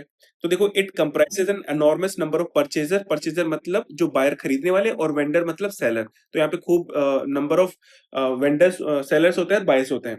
यहाँ पे होमोजीनियस प्रोडक्ट बेचते हैं, बिल्कुल सेम प्रकृति के, सेम प्रकार के प्रोडक्ट्स होते हैं यहाँ पे। फिर यहाँ पर जो मार्केट की जो एंट्री और एग्जिट होती है वो अनरिस्ट्रिक्टेड होती है, मतलब यहाँ पर कोई भी फर्म इस मार्केट में एंटर कर सकती है। जैसे मान ले कि यहाँ पर जो मार्केट है, परफेक्ट कंपिटिटिव मार्केट है, और यहाँ पर ये अबनॉर्मल प्रॉफिट कमा रहे हैं। अबनॉर्मल प्रॉफिट कमाएंगे तो यहाँ पर कोई भी दूसरा आके अपनी फर्म को स्टैब्लिश कर सकता है, और अगर यहाँ पे लॉस हो रहा है इस मार्केट में तो कोई भी फर्म यहाँ से निकल भी सकता है, एग्जिट भी कर सकता है। तो यहाँ पर जो एंट्री जो होती है वो अनरिस्ट्रिक्टेड होती है। यहाँ पर जो प्रोडक्ट की होती है वो एक्सटेंसिव नॉलेज होती है, मतलब जो प्रोडक्ट ए है उसके बारे में सबको पता होता है। जो बायर होता है उसको पूरी नॉलेज होती है कि ये प्रोडक्ट की क्वालिटी क्या है, इसकी क्वांटिटी क्या है, ठीक है? तो इसकी पूरी नॉलेज होती है इसके अंदर। अनराइवल्ड मोबिलिटी, मतलब यहाँ पर जो प्रोडक्ट की जितनी डिमांड होती है जितनी डिमांड होती है उतनी सप्लाई होती है। तो यहाँ पर सप्लाई और डिमांड को लेकर कोई भी उन पे रोक नहीं होती है, प्रतिबंध नहीं होता है उसका पे। फिर यहाँ पर आता है कि जो डिमांड कर्व है वो परफेक्टली इलास्टिक होता है, जो कि मैंने आपको ऑलरेडी बताया। फिर लास्ट इसमें कहता है कि there are no transportation cost. अब देखो, ये इंपॉर्टेंट है। इंपॉर्टेंट क्यों है? क्योंकि यहाँ पर जो ट्रांसपोर्टेशन कॉस्ट है वो जीरो मानी जाती है। क्यों मानी जाती है? क्योंकि जैसे मान लेते हैं कि यहाँ पर ये तीन फर्म्स हैं, ठीक है? एक का जो फैक्ट्री है वो 100 किलोमीटर दूर है, एक की फैक्ट्री 50 किलोमीटर दूर है, और एक की फैक्ट्री मतलब मार्केट से जहां पर ये प्रोडक्शन कर रहे हैं, और एक की फैक्ट्री 10 किलोमीटर दूर है। तो देखो, जो 100 किलोमीटर दूर है उसका प्रोडक्शन जो ट्रांसपोर्टेशन कॉस्ट है वो ज्यादा है, ऑब्वियस सी बात है। जिसका 10 किलोमीटर है उसका ट्रांसपोर्टेशन कम, ट्रांसपोर्टेशन जो कॉस्ट होता है वो कम आएगा कंपेरेटिवली इन दोनों के। तो यहाँ पर इसकी जो ओवरऑल कॉस्ट होगी वो कैसे बनेगी? कम बनेगी, ठीक है? उसकी जो मेकिंग कॉस्ट होगी वो कम बनेगी और इनकी ज्यादा बनेगी। तो यहाँ पर फिर जो प्राइसेस है वो कांस्टेंट नहीं रह पाएंगे, ठीक है? इसी वजह से ऐसा माना जाता है, क्योंकि देखो, ये परफेक्ट जो कंपिटिटिव मार्केट है ये कैसा है? ये इमेजिनरी मार्केट है। इस तरह का मार्केट अवेलेबल ही नहीं है, ठीक है? ये इमेजिनरी है। इसी वजह से जो यहाँ पर कॉस्ट होती है वो बिल्कुल जीरो मानी जाती है, ताकि प्राइसेस को कांस्टेंट रख सके। ओके। फिर आता है नॉन कॉम्पिटिटिव मार्केट, और जिसमें सबसे पहले हम बात करेंगे मोनोपोली मार्केट की। अब देखो, मोनोपोली का क्या मतलब है? मोनो का मतलब होता है सिंगल, और पोली का मतलब हो गया फर्म। तो एक सिंगल फर्म होती है जिस मार्केट में, उस मार्केट को क्या बोलेंगे? मोनोपोली मार्केट बोलेंगे। तो यहाँ पर ये कह रहा है कि a monopoly market is one in which there is a single seller, मतलब एक ही बेचने वाला हो लेकिन खरीदने वाले बहुत सारे हो। अब देखो, इसमें क्या रहता है, जैसे मैं आपको मोनोपोली किस तरह से होती है उसको मैं आपको एक्सप्लेन करता हूँ। जैसे कि अमेरिका की एक कंपनी है वॉलमार्ट, ठीक है? ये क्या है, इंडिया में आकर अपनी दुकान खोलती है फॉर एग्जाम्पल, और यहाँ पर इंडिया के खूब सारे यहाँ पे मार्केट्स भी हैं, ठीक है? उनकी दुकानें भी हैं। अब इसने क्या करा कि अपनी जो प्राइसेस है, जैसे मान लें कि अनाज की, फॉर एग्जांपल, है ना?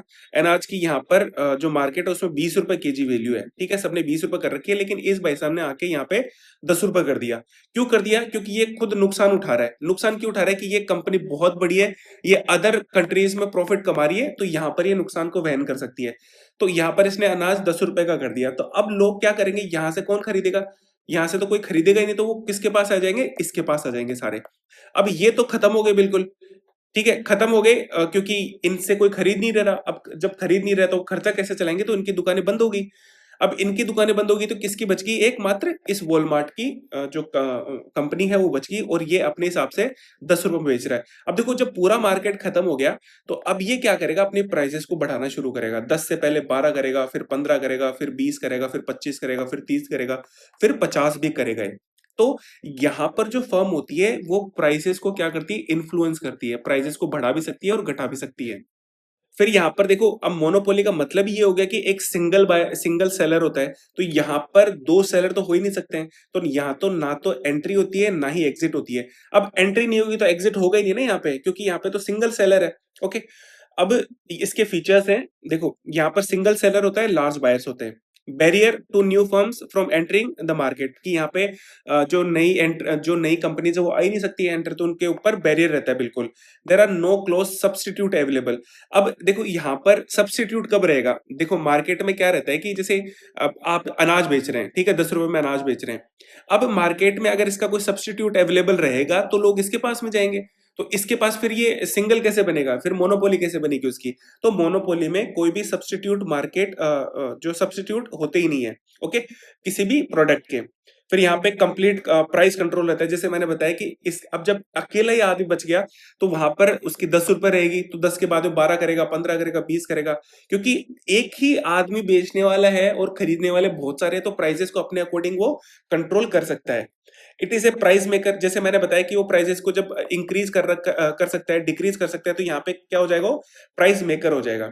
फिर ये कह रहा है कि a demand curve with a downward slant that is a less elastic, मतलब इसका जो ग्राफ बनता है वो कैसे बनता है, इस तरह से बनता है इनका मोनोपोली का। अब देखो ये जो ग्राफ है ना, उनको आपको समझते हुए जाना है। जैसे मैंने बताया कि परफेक्ट कंपटीशन में किस तरह का बनता है, ये डिमांड कर्व बन गया, ठीक है, परफेक्टली इलास्टिक बन गया। जबकि जो मोनोपोली होते हैं उसमें जो डिमांड कर्व बनता है किस तरह का बनता है, डाउनवर्ड स्लोपिंग बनता है, स्लांटिंग बनता है वो। अब मैं इसको ये भी एक्सप्लेन कर देता हूँ कि यहाँ पर ये डाउनवर्ड क्यों बनता है। देखो ये क्वांटिटी होगी और ये प्राइस होगी यहाँ पे। अब जैसे मान लेते हैं कि आपके पास में कोई प्रोडक्ट है, वो 1000 रुपए का है, ठीक है, मोनोपोली कर रखी है आपने, 1000 रुपए आपने उस प्रोडक्ट के कर रखे हैं और आपसे खरीदने वाले 1000 लोग हैं, ठीक है। ऐसे तो मार्केट तो 10,000 का है, लेकिन 1000 रुपए देकर खरीदने वाले केवल 1000 लोग हैं वहां पे। अब आपने क्या करा कि उसको 900 रुपए कर दिया। अब ठीक है कि जब 900 रुपए उसकी प्राइस को कर दिया, तो हो सकता है कि 10,000 में से 1000 लोग और आ जाएं, क्योंकि जब प्राइसेस कम होती है तो ऑब्वियस सी बात है ना कि लोग उसको और ज्यादा खरीदेंगे। तो जैसे जैसे आप प्राइस कम करते जाएंगे, उसकी जो डिमांड है वो ज्यादा होती जाएगी। तो यहाँ पे देखो जैसे जैसे आप प्राइसेस को कम करेंगे, उनकी जो क्वांटिटी जो सेल होगी वो ज्यादा होती जाएगी। तो इस तरह से यहाँ पर इसका स्लोप बनेगा। ओके, ओके, फिर हम बात करते हैं कि जो एवरेज रेवेन्यू और जो मार्जिनल रेवेन्यू है उसके कर्व की बात करते हैं यहाँ पे। तो देखो मैंने यहाँ पर ये एवरेज रेवेन्यू क्या हो गया, इसी को डिमांड कर्व बोलते हैं। अब डिमांड कर्व का तो मैंने बता दी कि किस तरह से बन रहा है। अब यहाँ पर ये क्या हो गया, ये होता है मार्जिनल रेवेन्यू। अब देखो आप पहले प्राइसेस 1000 थे, ठीक है, फिर आपने कितने करे, 900 कर दिए, फिर आपने 800 कर दिए, फिर आपने 700 कर दिए। तो जैसे जैसे प्राइसेस कम करते जाएंगे वैसे वैसे डिमांड भी इंक्रीज होगी। लेकिन आपका जो मार्जिनल रेवेन्यू है, देखो पहले क्या हो रहा था कि एक प्रोडक्ट को बेचने पर आपको 1000 रुपए मिल रहे थे, ओके। फिर एक प्रोडक्ट को जब आपने प्राइसेस कम कर दी, और अब जब आप एक प्रोडक्ट बेच रहे हो तो आपको कितना मिल रहा है रेवेन्यू, 900 रुपए मिल रहा है एक प्रोडक्ट से। फिर जब आपने प्राइसेस को कम कर दिया तो आपको फिर से रेवेन्यू कितने मिल रहा है, वो कितना मिला, 800 मिल रहा है।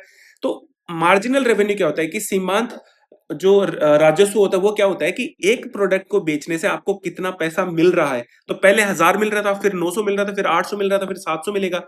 तो मार्जिनल रेवेन्यू भी कैसा होता जाएगा, कम होता जाएगा। लेकिन मोनोपोली में आपको इस बात का ध्यान रखना है कि जो एवरेज रेवेन्यू और जो डिमांड ग्राफ है ना, वो ऊपर रहता है, और मार्जिनल रेवेन्यू का जो ग्राफ रहता है वो थोड़ा ज्यादा स्टीपर रहता है, ज्यादा नीचे की तरफ रहता है। बस आपको यहां पर इतना सा ध्यान रखना है। ओके, आई होप मेरी बात यहां पर समझ में आएगी, क्योंकि इसी को लेकर क्वेश्चंस भी बनते हैं। अब हम बात करते हैं मोनोपोलिस्टिक कंपटीशन की, जिसको हिंदी में बोलते हैं एकाधिकारात्मक प्रतियोगिता। अब देखो इसमें होता क्या है कि यहाँ पर जो खरीदने वाले जो बायर होते हैं और सेलर होते हैं, ये भी बहुत सारे होते हैं, लार्ज नंबर में होते हैं, और जो सेलर होते हैं वो भी लार्ज नंबर में होते हैं। ओके, अब यहाँ पर ये बेचते हैं ना, वो जो वैरायटी होती है, जो प्रोडक्ट होती है, वो कैसी होती है, डिफरेंशिएटेड होती है। डिफरेंशिएटेड का क्या मतलब हो गया, देखो यहाँ पर दो चीजें, एक तो होता है हेट्रोजीनियस, ठीक है, एक होता है होमोजीनियस, ओके, और तीसरा होता है डिफरेंशिएटेड। अब इन दोनों में डिफरेंस मैं आपको बता देता हूं। ओके, होमोजीनियस में क्या रहता है कि जो प्रोडक्ट होता है वो हमेशा सेम रहता है, मतलब उसकी क्वालिटी, उसकी क्वांटिटी सब सेम रहती है, बिल्कुल ditto as it is same रहता है। हेट्रोजीनियस में क्या होता है कि उसमें जो प्रोडक्ट होता है बिल्कुल अलग होता है, उन दोनों के अंदर कोई भी सिमिलैरिटी नहीं होती है, बिल्कुल भी सिमिलैरिटी नहीं होती उन दोनों के अंदर, उनको हेट्रोजीनियस बोलेंगे। तीसरा होता है डिफरेंशिएटेड। डिफरेंशिएटर का क्या मतलब हो गया कि उनमें कुछ सिमिलैरिटी होती है और कुछ मतलब कुछ डिफरेंस होता है उनमें, मतलब वो आइडेंटिकल नहीं होते, बिल्कुल होमोजेनियस नहीं होते, लेकिन उनके अंदर कुछ थोड़ा बहुत वैरायटी, क्वालिटी, क्वांटिटी उनमें चेंजेस रहते हैं। ठीक है, तो यहां पर ये लिखा हुआ कि the seller offer a variety of products not all of which are identical, कि वहां पर आइडेंटिकल नहीं होते हैं। ओके, नियरली आइडेंटिकल होते हैं बट आइडेंटिकल नहीं होते हैं।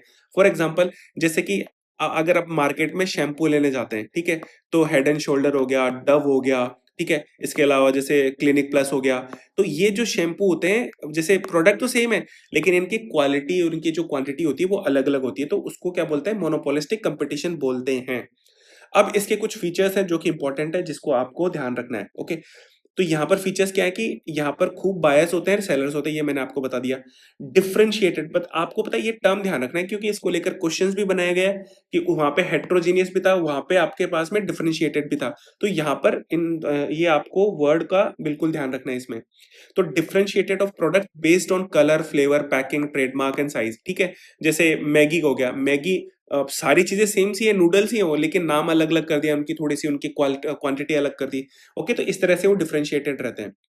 फिर इसमें आता है कॉस्ट ऑफ एडवर्टीजमेंट। अब देखो यहाँ पर इसको क्या बोलते हैं, सेलिंग कॉस्ट बोलते हैं, सॉरी। तो सेलिंग कॉस्ट क्या होती है, जो हम एडवर्टीजमेंट करते हैं ना, जैसे मार्केट जो आपने टीवी में देखा होगा, जो एड्स होते हैं उसी को सेलिंग कॉस्ट बोलते हैं।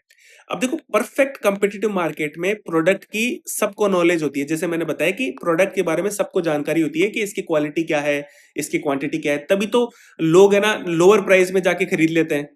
क्योंकि वहां पर जब कोई आदमी सेम प्रोडक्ट 100 में बेच रहा है और एक 90 में बेच रहा है, तो 90 वाले के पास में जाएगा ना जब प्रोडक्ट सेम है, क्योंकि उनको पता है कि वो प्रोडक्ट बिल्कुल सेम है, उनके पास में उस प्रोडक्ट की नॉलेज है। लेकिन जो मोनोपोलिस्टिक कंपटीशन होता है उसमें प्रोडक्ट की लोगों के पास में इतनी नॉलेज होती ही नहीं है। कि जैसे मान लेते हैं कि आपने कोई एक शैम्पू की ब्रांड लॉन्च कर दी, अब मार्केट में हेड एंड शोल्डर ऑलरेडी है, आपके डव ऑलरेडी है और एक क्लिनिक प्लस ऑलरेडी है। अब आपने एक नए नाम से जैसे पेंटिक शैम्पू आ गई, फॉर एग्जाम्पल, आपने ये नई जो शैम्पू की ब्रांड है वो लॉन्च कर दी। अब लोगों को पता ही नहीं है कि आपकी ये जो ब्रांड है उसमें क्या क्वालिटीज हैं, क्या उसकी क्वांटिटी है, किस तरह का वो प्रोडक्ट है। तो लोगों को बताने के लिए आप क्या करेंगे, आप एडवर्टीजमेंट देंगे, तो इसकी क्या होती है, सेलिंग कॉस्ट भी होती है। ये जो मोनोपोलिस्टिक कंपटीशन होता है उसके अंदर। ओके, आपको चीजें समझ में आएंगी। यहाँ पर जो एंट्री और एग्जिट होती है बिल्कुल बिल्कुल होती है कि अगर आपका लॉस हो रहा है तो आप मार्केट से बाहर जा सकते हैं, अगर आपको प्रॉफिट दिख रहा है मार्केट में तो आप मार्केट में एंट्री ले सकते हैं। प्राइस कंट्रोल किसके पास होता है, कि प्राइस कंट्रोल यहाँ पर प्राइस टेकर होता है, मतलब कि जो प्राइस मेकर नहीं होते, किसकी तरह, मोनोपोली की तरह यहाँ पे प्राइस मेकर नहीं होते हैं ये लोग। A lack of complete knowledge, जो मैंने आपको ऑलरेडी बताया कि यहाँ पर लोगों लोगों को नॉलेज ही नहीं होती किसी प्रोडक्ट की। यहाँ पे जो डिमांड कर्व है that is elastic and slope downwards. देखो सेम चीज जैसे मैंने आपको बताई मोनोपोली में, कि अगर आपको अपने कोई प्रोडक्ट बेचने होंगे तो आपको क्या होगी, जो प्राइसेस हैं उसको कम करना पड़ेगा, तभी आप इसमें बेच पाएंगे, अदरवाइज आप नहीं बेच पाएंगे। तो जो प्राइसेस हैं वो कम होती है इसके अंदर, और जो ग्राफ होता है वो इसी तरीके का होता है। अब देखो जैसे अभी मैंने आपको यहाँ पर क्या एक्सप्लेन करा कि जो एमआर और एआर का जो ग्राफ होता है वो इस तरह का होता है, लेकिन यहाँ पर मोनोपोलिस्टिक में क्या होता है कि जो एमआर का ग्राफ होता है और ज्यादा स्टीपर होता है, मतलब और ज्यादा ऐसे सीधा होता है, बस इतना सा आपको ध्यान रखना है, बाकी दोनों में ग्राफ सेम सा ही बनता है। ओके, तो ये सारी मोनोपोलिस्टिक जो कंपटीशन है उसकी डिटेल होगी। अब हम बात करेंगे ओलिगोपोली की, जिसको हिंदी में बोलते हैं अल्पाधिकार बाजार। अब देखो मोनोपोली में मैंने क्या बताया था, मोनोपोली में सिंगल बायर सेलर होता है, ठीक है। अब ओलिगोपोली में सेलर ज्यादा नहीं होते हैं, थोड़े से होते हैं। थोड़े से का क्या मतलब हो गया कि 2 हो गया, 3 हो गया, 4 हो गया, 5 हो गया, 6 हो गया, लेकिन ऐसा नहीं है कि 1000-2000 वहां पे सेलर्स हो। तो यहाँ पर कम सेलर्स होते हैं, ऐसे मार्केट को क्या बोलते हैं, ओलिगोपोली मार्केट बोलते हैं, ठीक है। अब यहाँ पर देखो इसके अलग अलग नाम भी हैं। अब ओलिगोपोली में अगर दो मार्केट में केवल दो ही सेलर है तो उसको डुओपोली बोलेंगे, 3 सेलर है तो उसको ट्राइपोली बोलेंगे। ओके, और इससे ज्यादा होंगे उनको क्या बोलेंगे, ओलिगोपोली बोलते हैं, मतलब 3 से अगर ज्यादा होते हैं तो उनको ओलिगोपोली बोलते हैं। इसका एग्जांपल क्या हो गया, इसका एग्जांपल हो गया जैसे हमारे जो टेलीकम्युनिकेशंस के जो ऑपरेटर्स हैं या फिर जैसे जो हमको सिम प्रोवाइड करते हैं वो लोग कम ही तो हैं, वो ओलिगोपोली का ही एक एग्जांपल है। क्योंकि हमारे पास में कितने ऑप्शन है, जियो हो गया, एयरटेल हो गया, वोडाफोन हो गया, ठीक है, बीएसएनएल हो गया, तो यही 3-4 नाम तो है, इसके अलावा तो है ही नहीं कोई नाम। तो ये ओलिगोपोली का एग्जांपल हो गया। अगर इसके मैं कैरेक्टरिस्टिक्स की बात करूं तो there are only a few sellers who control all or most of the industry of sale, ठीक है। तो ये यहाँ पे सेलर्स बहुत कम होते हैं यहाँ पे। Each firms create a product that is इधर होमोजीनियस और डिफरेंशिएटेड। अब देखो यहाँ पर जैसे मान लिया मैंने आपको बताया कि जो टेलीकम्युनिकेशन होता है उसमें जो लोग होते हैं वो क्या करते हैं, सिम प्रोवाइड करते हैं। अब सिम तो सबकी सेम ही होती है ना, क्योंकि इनके सिम से भी कॉलिंग होती है, इनके सिम से भी कॉलिंग होती है, नेट भी सबके में चलता है। तो यहाँ पर प्रोडक्ट कैसे बन रहे हैं, होमोजीनियस बन रहे हैं यहाँ पे। जैसे कोई कार की कंपनी होगी, ठीक है, कार में जैसे हुंडई आ गई, टाटा आ गई, ठीक है, महिंद्रा आ गई, तो यहाँ पर ये जो क्या है, ये ओलिगोपोली का एग्जाम्पल है। और यहाँ पर ये जो प्रोडक्ट दे रहे हैं ये ऑलमोस्ट मतलब डिफरेंशिएटेड ही होते हैं, मतलब आइडेंटिकल नहीं होते लेकिन डिफरेंशिएटेड होते हैं। मतलब इनमें बहुत सारे फीचर्स तो सेम से ही रहते हैं कि वो कार चलती है, obvious सी बात है इनकी भी कार चलेगी, या फिर उनके अंदर एसी लगा होता है, जो फीचर्स होते हैं वो लगभग सेम से रहते हैं इनके। फिर ये कह रहा है कि जो डिमांड कर्व होता है ओलिगोपोली में उसको डिटरमाइन नहीं करा जा सकता। कैसे नहीं करा जा सकता? इसको मैं आपको एग्जांपल से समझाता हूँ, ठीक है? जैसे मान लेते हैं कि पेप्सी हो गई यहाँ पे, ठीक है? और एक कोका कोला। अब ये 2 ही तो मेजर कंपनी है सॉफ्ट ड्रिंक के अंदर। अब जैसे सर्दियाँ आ गई, अब देखो सर्दियाँ आ गई और इन्होंने क्या प्राइस को कम कर दिया, ठीक है? दोनों ने प्राइस को कम कर दिया, तो मेरे को एक चीज़ बताओ, जब सर्दियाँ हैं और प्राइसेज़ कम कर दी, तो क्या जो कोल्ड ड्रिंक है लोग फिर भी पिएँगे? लोग तो कोल्ड ड्रिंक तो फिर भी नहीं पिएँगे क्योंकि सर्दियाँ हैं। मतलब इतनी ज़्यादा इंक्रीमेंट उनमें आएगी नहीं। तो यहाँ पर जो डिमांड कर्व बनेगा, जैसे मान लेते हैं कि अभी यूजुअली क्या होता है कि जब अगर प्राइसेज़ कम करते हैं तो जो क्वांटिटी है या फिर जो डिमांड है वो ज़्यादा होनी चाहिए, क्योंकि क्वांटिटी ज़्यादा बिकनी चाहिए, जबकि यहाँ पर तो क्वांटिटी बिक ही नहीं रही है क्योंकि सर्दियाँ हैं। तो यहाँ पर इसी वजह से जो डिमांड कर्व होता है ओलिगोपोली में, उसको हम डिटरमाइन ही नहीं कर सकते हैं। ओके? फिर यहाँ पर आता है कि in terms of price determination all firms are interdependent. मतलब जैसे मैं आपको एक चीज़ बताऊँ कि जैसे मान लें कि कोई कार लॉन्च कर रहा है, ठीक है? अब जैसे हुंडई हो गया, ठीक है? एक टाटा हो गया, तो इनकी जो प्राइसेज़ है वो इनमें आपको ज़्यादा डिफरेंस देखने को नहीं मिलेगा। क्योंकि अगर ज़्यादा अगर आप जैसे शैम्पू का एग्ज़ाम्पल ले लो, बिल्कुल सिंपल एग्ज़ाम्पल, इसमें तो थोड़ा-सा कॉम्प्लिकेटेड हो जाएगा। जैसे आपके बाज़ार में ₹1 की शैम्पू मिलती है, पाउच मिलता है डव का, ठीक है? और सेम चीज़ आपको क्लिनिक प्लस का भी एक ₹1 का पाउच मिलता है। अगर जैसे मान लेते हैं डव वाले अगर इसको ₹4 कर देते हैं और ये ₹1 करता है, तो इसको कौन खरीदेगा भाई? इसको कोई खरीदेगा ही नहीं। तो यहाँ पर इनकी जो प्राइसेज़ होती हैं, वो इंटरडिपेंडेंट होती है। अगर ये भाई साहब अगर इसको बढ़ाएँगे प्राइसेज़ को, तो ये भी भाई साहब इनकी प्राइसेज़ को बढ़ा देंगे। जैसे कि आप देख रहे हो कि जियो अब क्या कर रहा है कि अपनी प्राइसेज़ को बढ़ा रहा है। अब इनकी प्राइसेज़ को जैसे जियो बढ़ाता है, वैसे एयरटेल वाले भी बढ़ाते हैं, क्योंकि क्या रहती है? इंटरडिपेंडेंट रहती हैं उनकी प्राइसेज़, ओके? तो ये आपको ध्यान रखना है।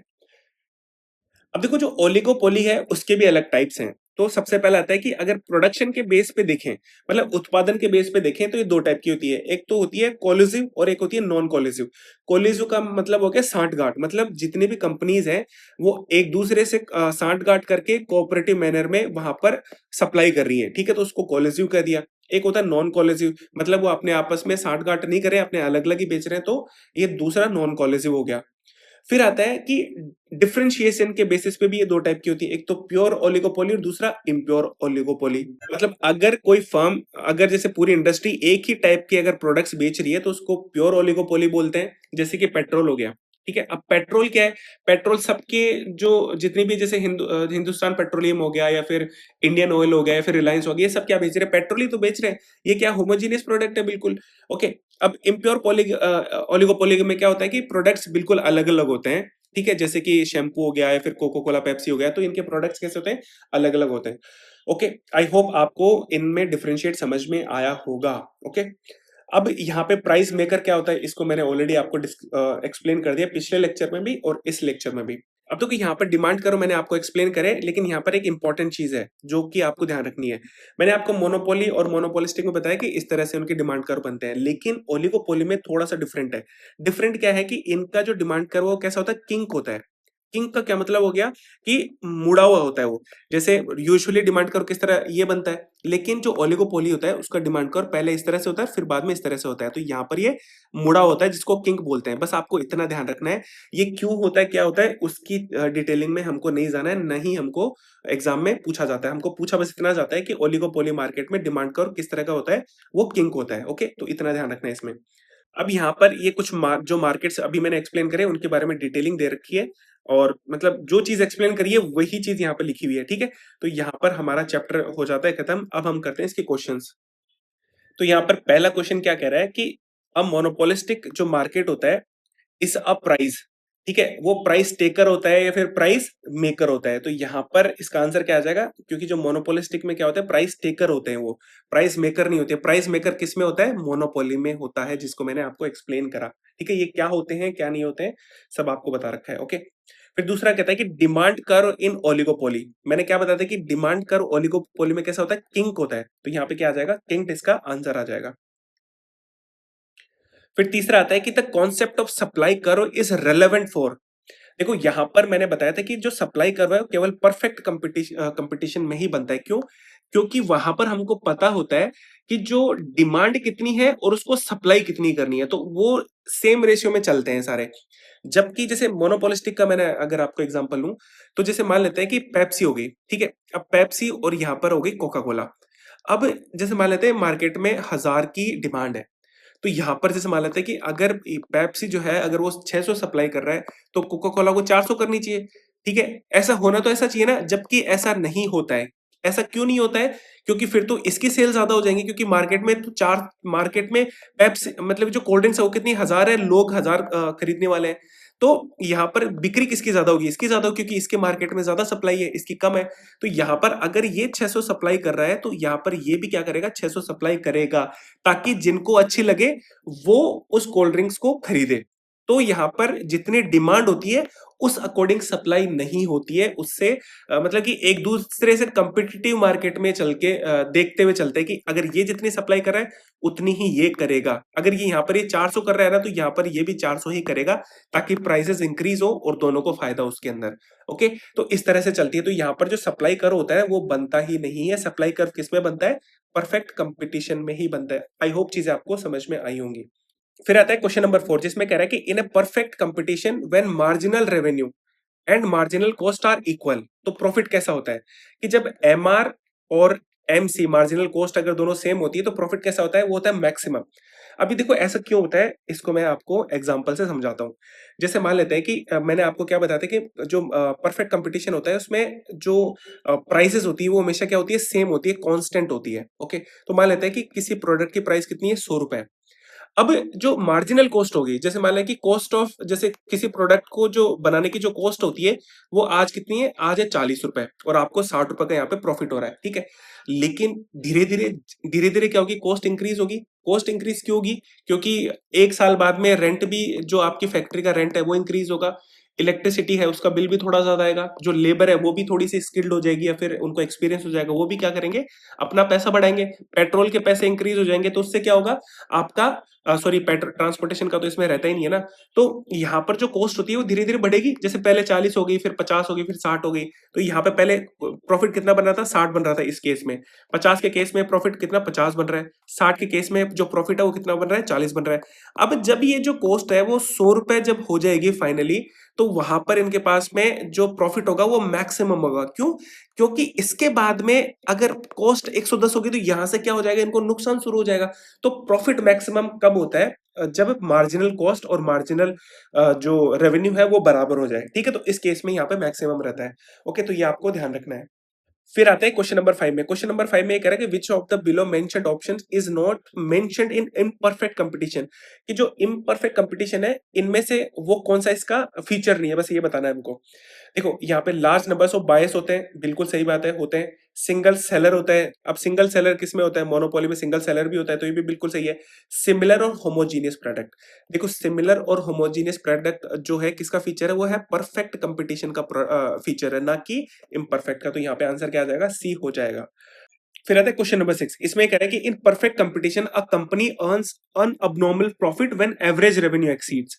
अब देखो कोई भी कंपनी अगर प्रॉफिट कब बनाती है? जब उसका रेवेन्यू उसकी कॉस्ट से ज्यादा होगा तभी बनाएगी। तो यहाँ पर अगर एवरेज रेवेन्यू एवरेज कॉस्ट से ज्यादा होगा तो ही क्या बनाएगा? अबनॉर्मल प्रॉफिट बनेगा। तो यहाँ पर क्या आ जाएगा? एवरेज कॉस्ट आ जाएगा। फिर आता है क्वेश्चन नंबर 7 में। यहां पर ये कह रहा है कि in monopolistic market which curve lie below demand curve and slopes downward. अब मैंने क्या बताया था आपको कि यहां पर जो डिमांड कर्व और ये क्या होता है? डिमांड कर्व किसके बराबर होता है? एवरेज रेवेन्यू के बराबर होता है। और ये कौन सा होता है? मार्जिनल रेवेन्यू होता है। तो डिमांड कर्व के नीचे कौन सा वाला होता है? मार्जिनल रेवेन्यू होता है। तो यहाँ पर आंसर क्या आ जाएगा? डी इसका आंसर आ जाएगा। ओके, फिर आता है क्वेश्चन नंबर 8, इसमें कह रहा है कि when there is a negative sloping straight line demand curve. जैसे यहाँ पर ये कह रहा है कि अगर इस तरह का डिमांड कर्व हो जिसमें प्राइसेस ये होती हैं और क्वांटिटी ये होती है, तो टोटल रेवेन्यू कर्व कैसे बनेगा? टोटल रेवेन्यू कर्व, ठीक है, जिसमें कुल राजस्व की बात कर रहा है। अब देखो क्या हो रहा है कि जब आप शुरुआत में प्राइसेस को कम कर रहे हैं, ठीक है, तो टोटल रेवेन्यू आपका बढ़ेगा। क्यों बढ़ेगा? क्योंकि आपकी क्वांटिटी ज्यादा हो रही है, मतलब आपके पास में लोग ज्यादा खरीद रहे हैं, तो ऑब्वियस सी बात है कि आपका जो कर्व है ऊपर की ओर जाएगा। लेकिन जैसे जैसे आप प्राइसेस कम करते जाएंगे, अब देखो जैसे मान लेते हैं कि पहले आपने 10 रुपए प्राइस करी और आपके पास में दो ही लोग खरीदने आ रहे थे, तो टोटल रेवेन्यू कितना हो जाएगा? 20 हो गया। फिर आपने क्या करा? 9 रुपए प्राइस करी, तो आपके पास में खरीदने वाले कितने हो जाएंगे? जैसे 3 मान लेते हैं, तो यहाँ पर आपका जो रेवेन्यू कितना हो गया? 27 हो गया। फिर आपने जो प्राइस है उसको 7 कर दिया। अब आपके पास में लोग कितने खरीदने आने हैं? 4 लोग खरीदने आ गए, क्योंकि क्वांटिटी जो लोग खरीदे वो भी तो ज्यादा हो गया ना। तो अब आपके पास कितना होगा? 28 हो गया। अब मान लेते हैं कि आपके पास में छह छह आपने प्राइस कर दी। अब आपके पास में खरीदने वाले कितने आ रहे हैं? 5 आ रहे हैं मान लेते हैं, तो आपके पास में 30 हो गया, तो यहाँ पर क्या आ रहा है, इंक्रीज हो रहा है। लेकिन अब अगर आपने प्राइजेस को जैसे अब 4 कर दिया और खरीदने वाले आपके पास में 7 है, तो जो आपके पास में टोटल रेवेन्यू कितना है, 8 बन गया। अब आपने यहाँ पे प्राइजेस को 2 कर दिया, लेकिन आपके पास में खरीदने वाले जैसे 12 आ गए। क्वांटिटी तो बढ़ रही है, लोग तो आपके पास खरीद रहे हैं, लेकिन आपका जो टोटल रेवेन्यू हो रहा है वो कैसे क्या हो रहा है, कम हो रहा है। तो पहले बढ़ेगा, फिर एक थोड़े टाइम पर कांस्टेंट रहेगा और फिर कम होता जाएगा। ठीक है, तो इस तरह से आपका जो ग्राफ बनेगा। तो ये जो ग्राफ होता है वो कैसे बनता है, ये होता है इन्वर्टेड वर्टिकल पैराबोला। तो इसका आंसर क्या आ जाएगा, सी आ जाएगा। ओके, इस तरह से ये बनेगा। फिर आता है कार्टेल्स। अब देखो कार्टेल्स क्या होते हैं। देखो जैसे मैंने बताया कि ओलिगोपोली में क्या हो रहा है कि मान लेते हैं 5 कंपनीज हैं, ठीक है। अब ये 5 कंपनी आपस में कंपटीशन कर रही है, कभी कोई प्राइस कम कर रहा है, कभी कोई प्राइस बढ़ा रहा है, ठीक है। तो इस तरह से इनमें कंपटीशन चल रहा है। लेकिन अगर ये 5 कंपनीज एक साथ आ जाएं और ये बोले कि हम आपस में कंपटीशन नहीं करके हम एक प्राइस फिक्स कर लेते हैं ताकि सबको प्रॉफिट मिले यहाँ पे, ठीक है। तो इसी को क्या बोलते हैं, कार्टेल बोलते हैं। जब बहुत सारी कंपनीज या फिर कुछ कंपनियां मिलकर एक फर्म बना लेती हैं, फिर अपनी जो प्राइसेस हैं उनको फिक्स कर लेती हैं, ठीक है। तो उसको क्या बोलते हैं, कार्टेल बोलते हैं। तो ये किसका एग्जांपल हो गया, ओलिगोपोली का एग्जांपल हो गया। फिर आता है क्वेश्चन नंबर 10। इसमें कह रहा है कि मोनोपोलिस्टिक कंपटीशन में गुड्स आर, देखो गुड्स आर कैसे होते हैं, डिफरेंशिएटेड होते हैं। मैंने आपको ऑलरेडी एक्सप्लेन कर दिया कि यहाँ पर हेट्रोजीनियस नहीं होते हैं, तो आपको इतना ध्यान रखना है। ओके, फिर आता है क्वेश्चन नंबर 11। इसमें कह रहा है कि which market has characteristic of product differentiation. तो मैंने बताया कि ये किसमें होता है, मोनोपोलिस्टिक कंपटीशन में होता है। डिफरेंशिएशन का मैंने आपको ऑलरेडी एक्सप्लेन कर दिया। फिर क्वेश्चन नंबर 12 कह रहा है कि जो ओलिगोपोली है, अगर उसमें आइडेंटिकल प्रोडक्ट्स होते हैं तो उसको क्या बोलते हैं, उसको बोलते हैं प्योर ओलिगोपोली। मैंने आपको ऑलरेडी बता दिया कि ओलिगोपोली अगर प्रोडक्ट्स के डिफरेंशिएशन के बेसिस पे देखें तो 2 टाइप की होती है, एक तो प्योर और एक इम्प्योर। प्योर में सारे होमोजेनियस होते हैं और इम्प्योर में डिफरेंशिएटेड होते हैं। तो यहाँ पर क्या आ जाएगा, प्योर ओलिगोपोली आंसर आ जाएगा। ठीक है, तो यहाँ पर आपका ये जितने भी जो माइक्रो इकोनॉमिक्स है मैंने सारी एक्सप्लेन कर दी और उनके क्वेश्चंस भी आपको सारे करा दिए। तो यहाँ पर ये चैप्टर होता है खत्म। Thank you.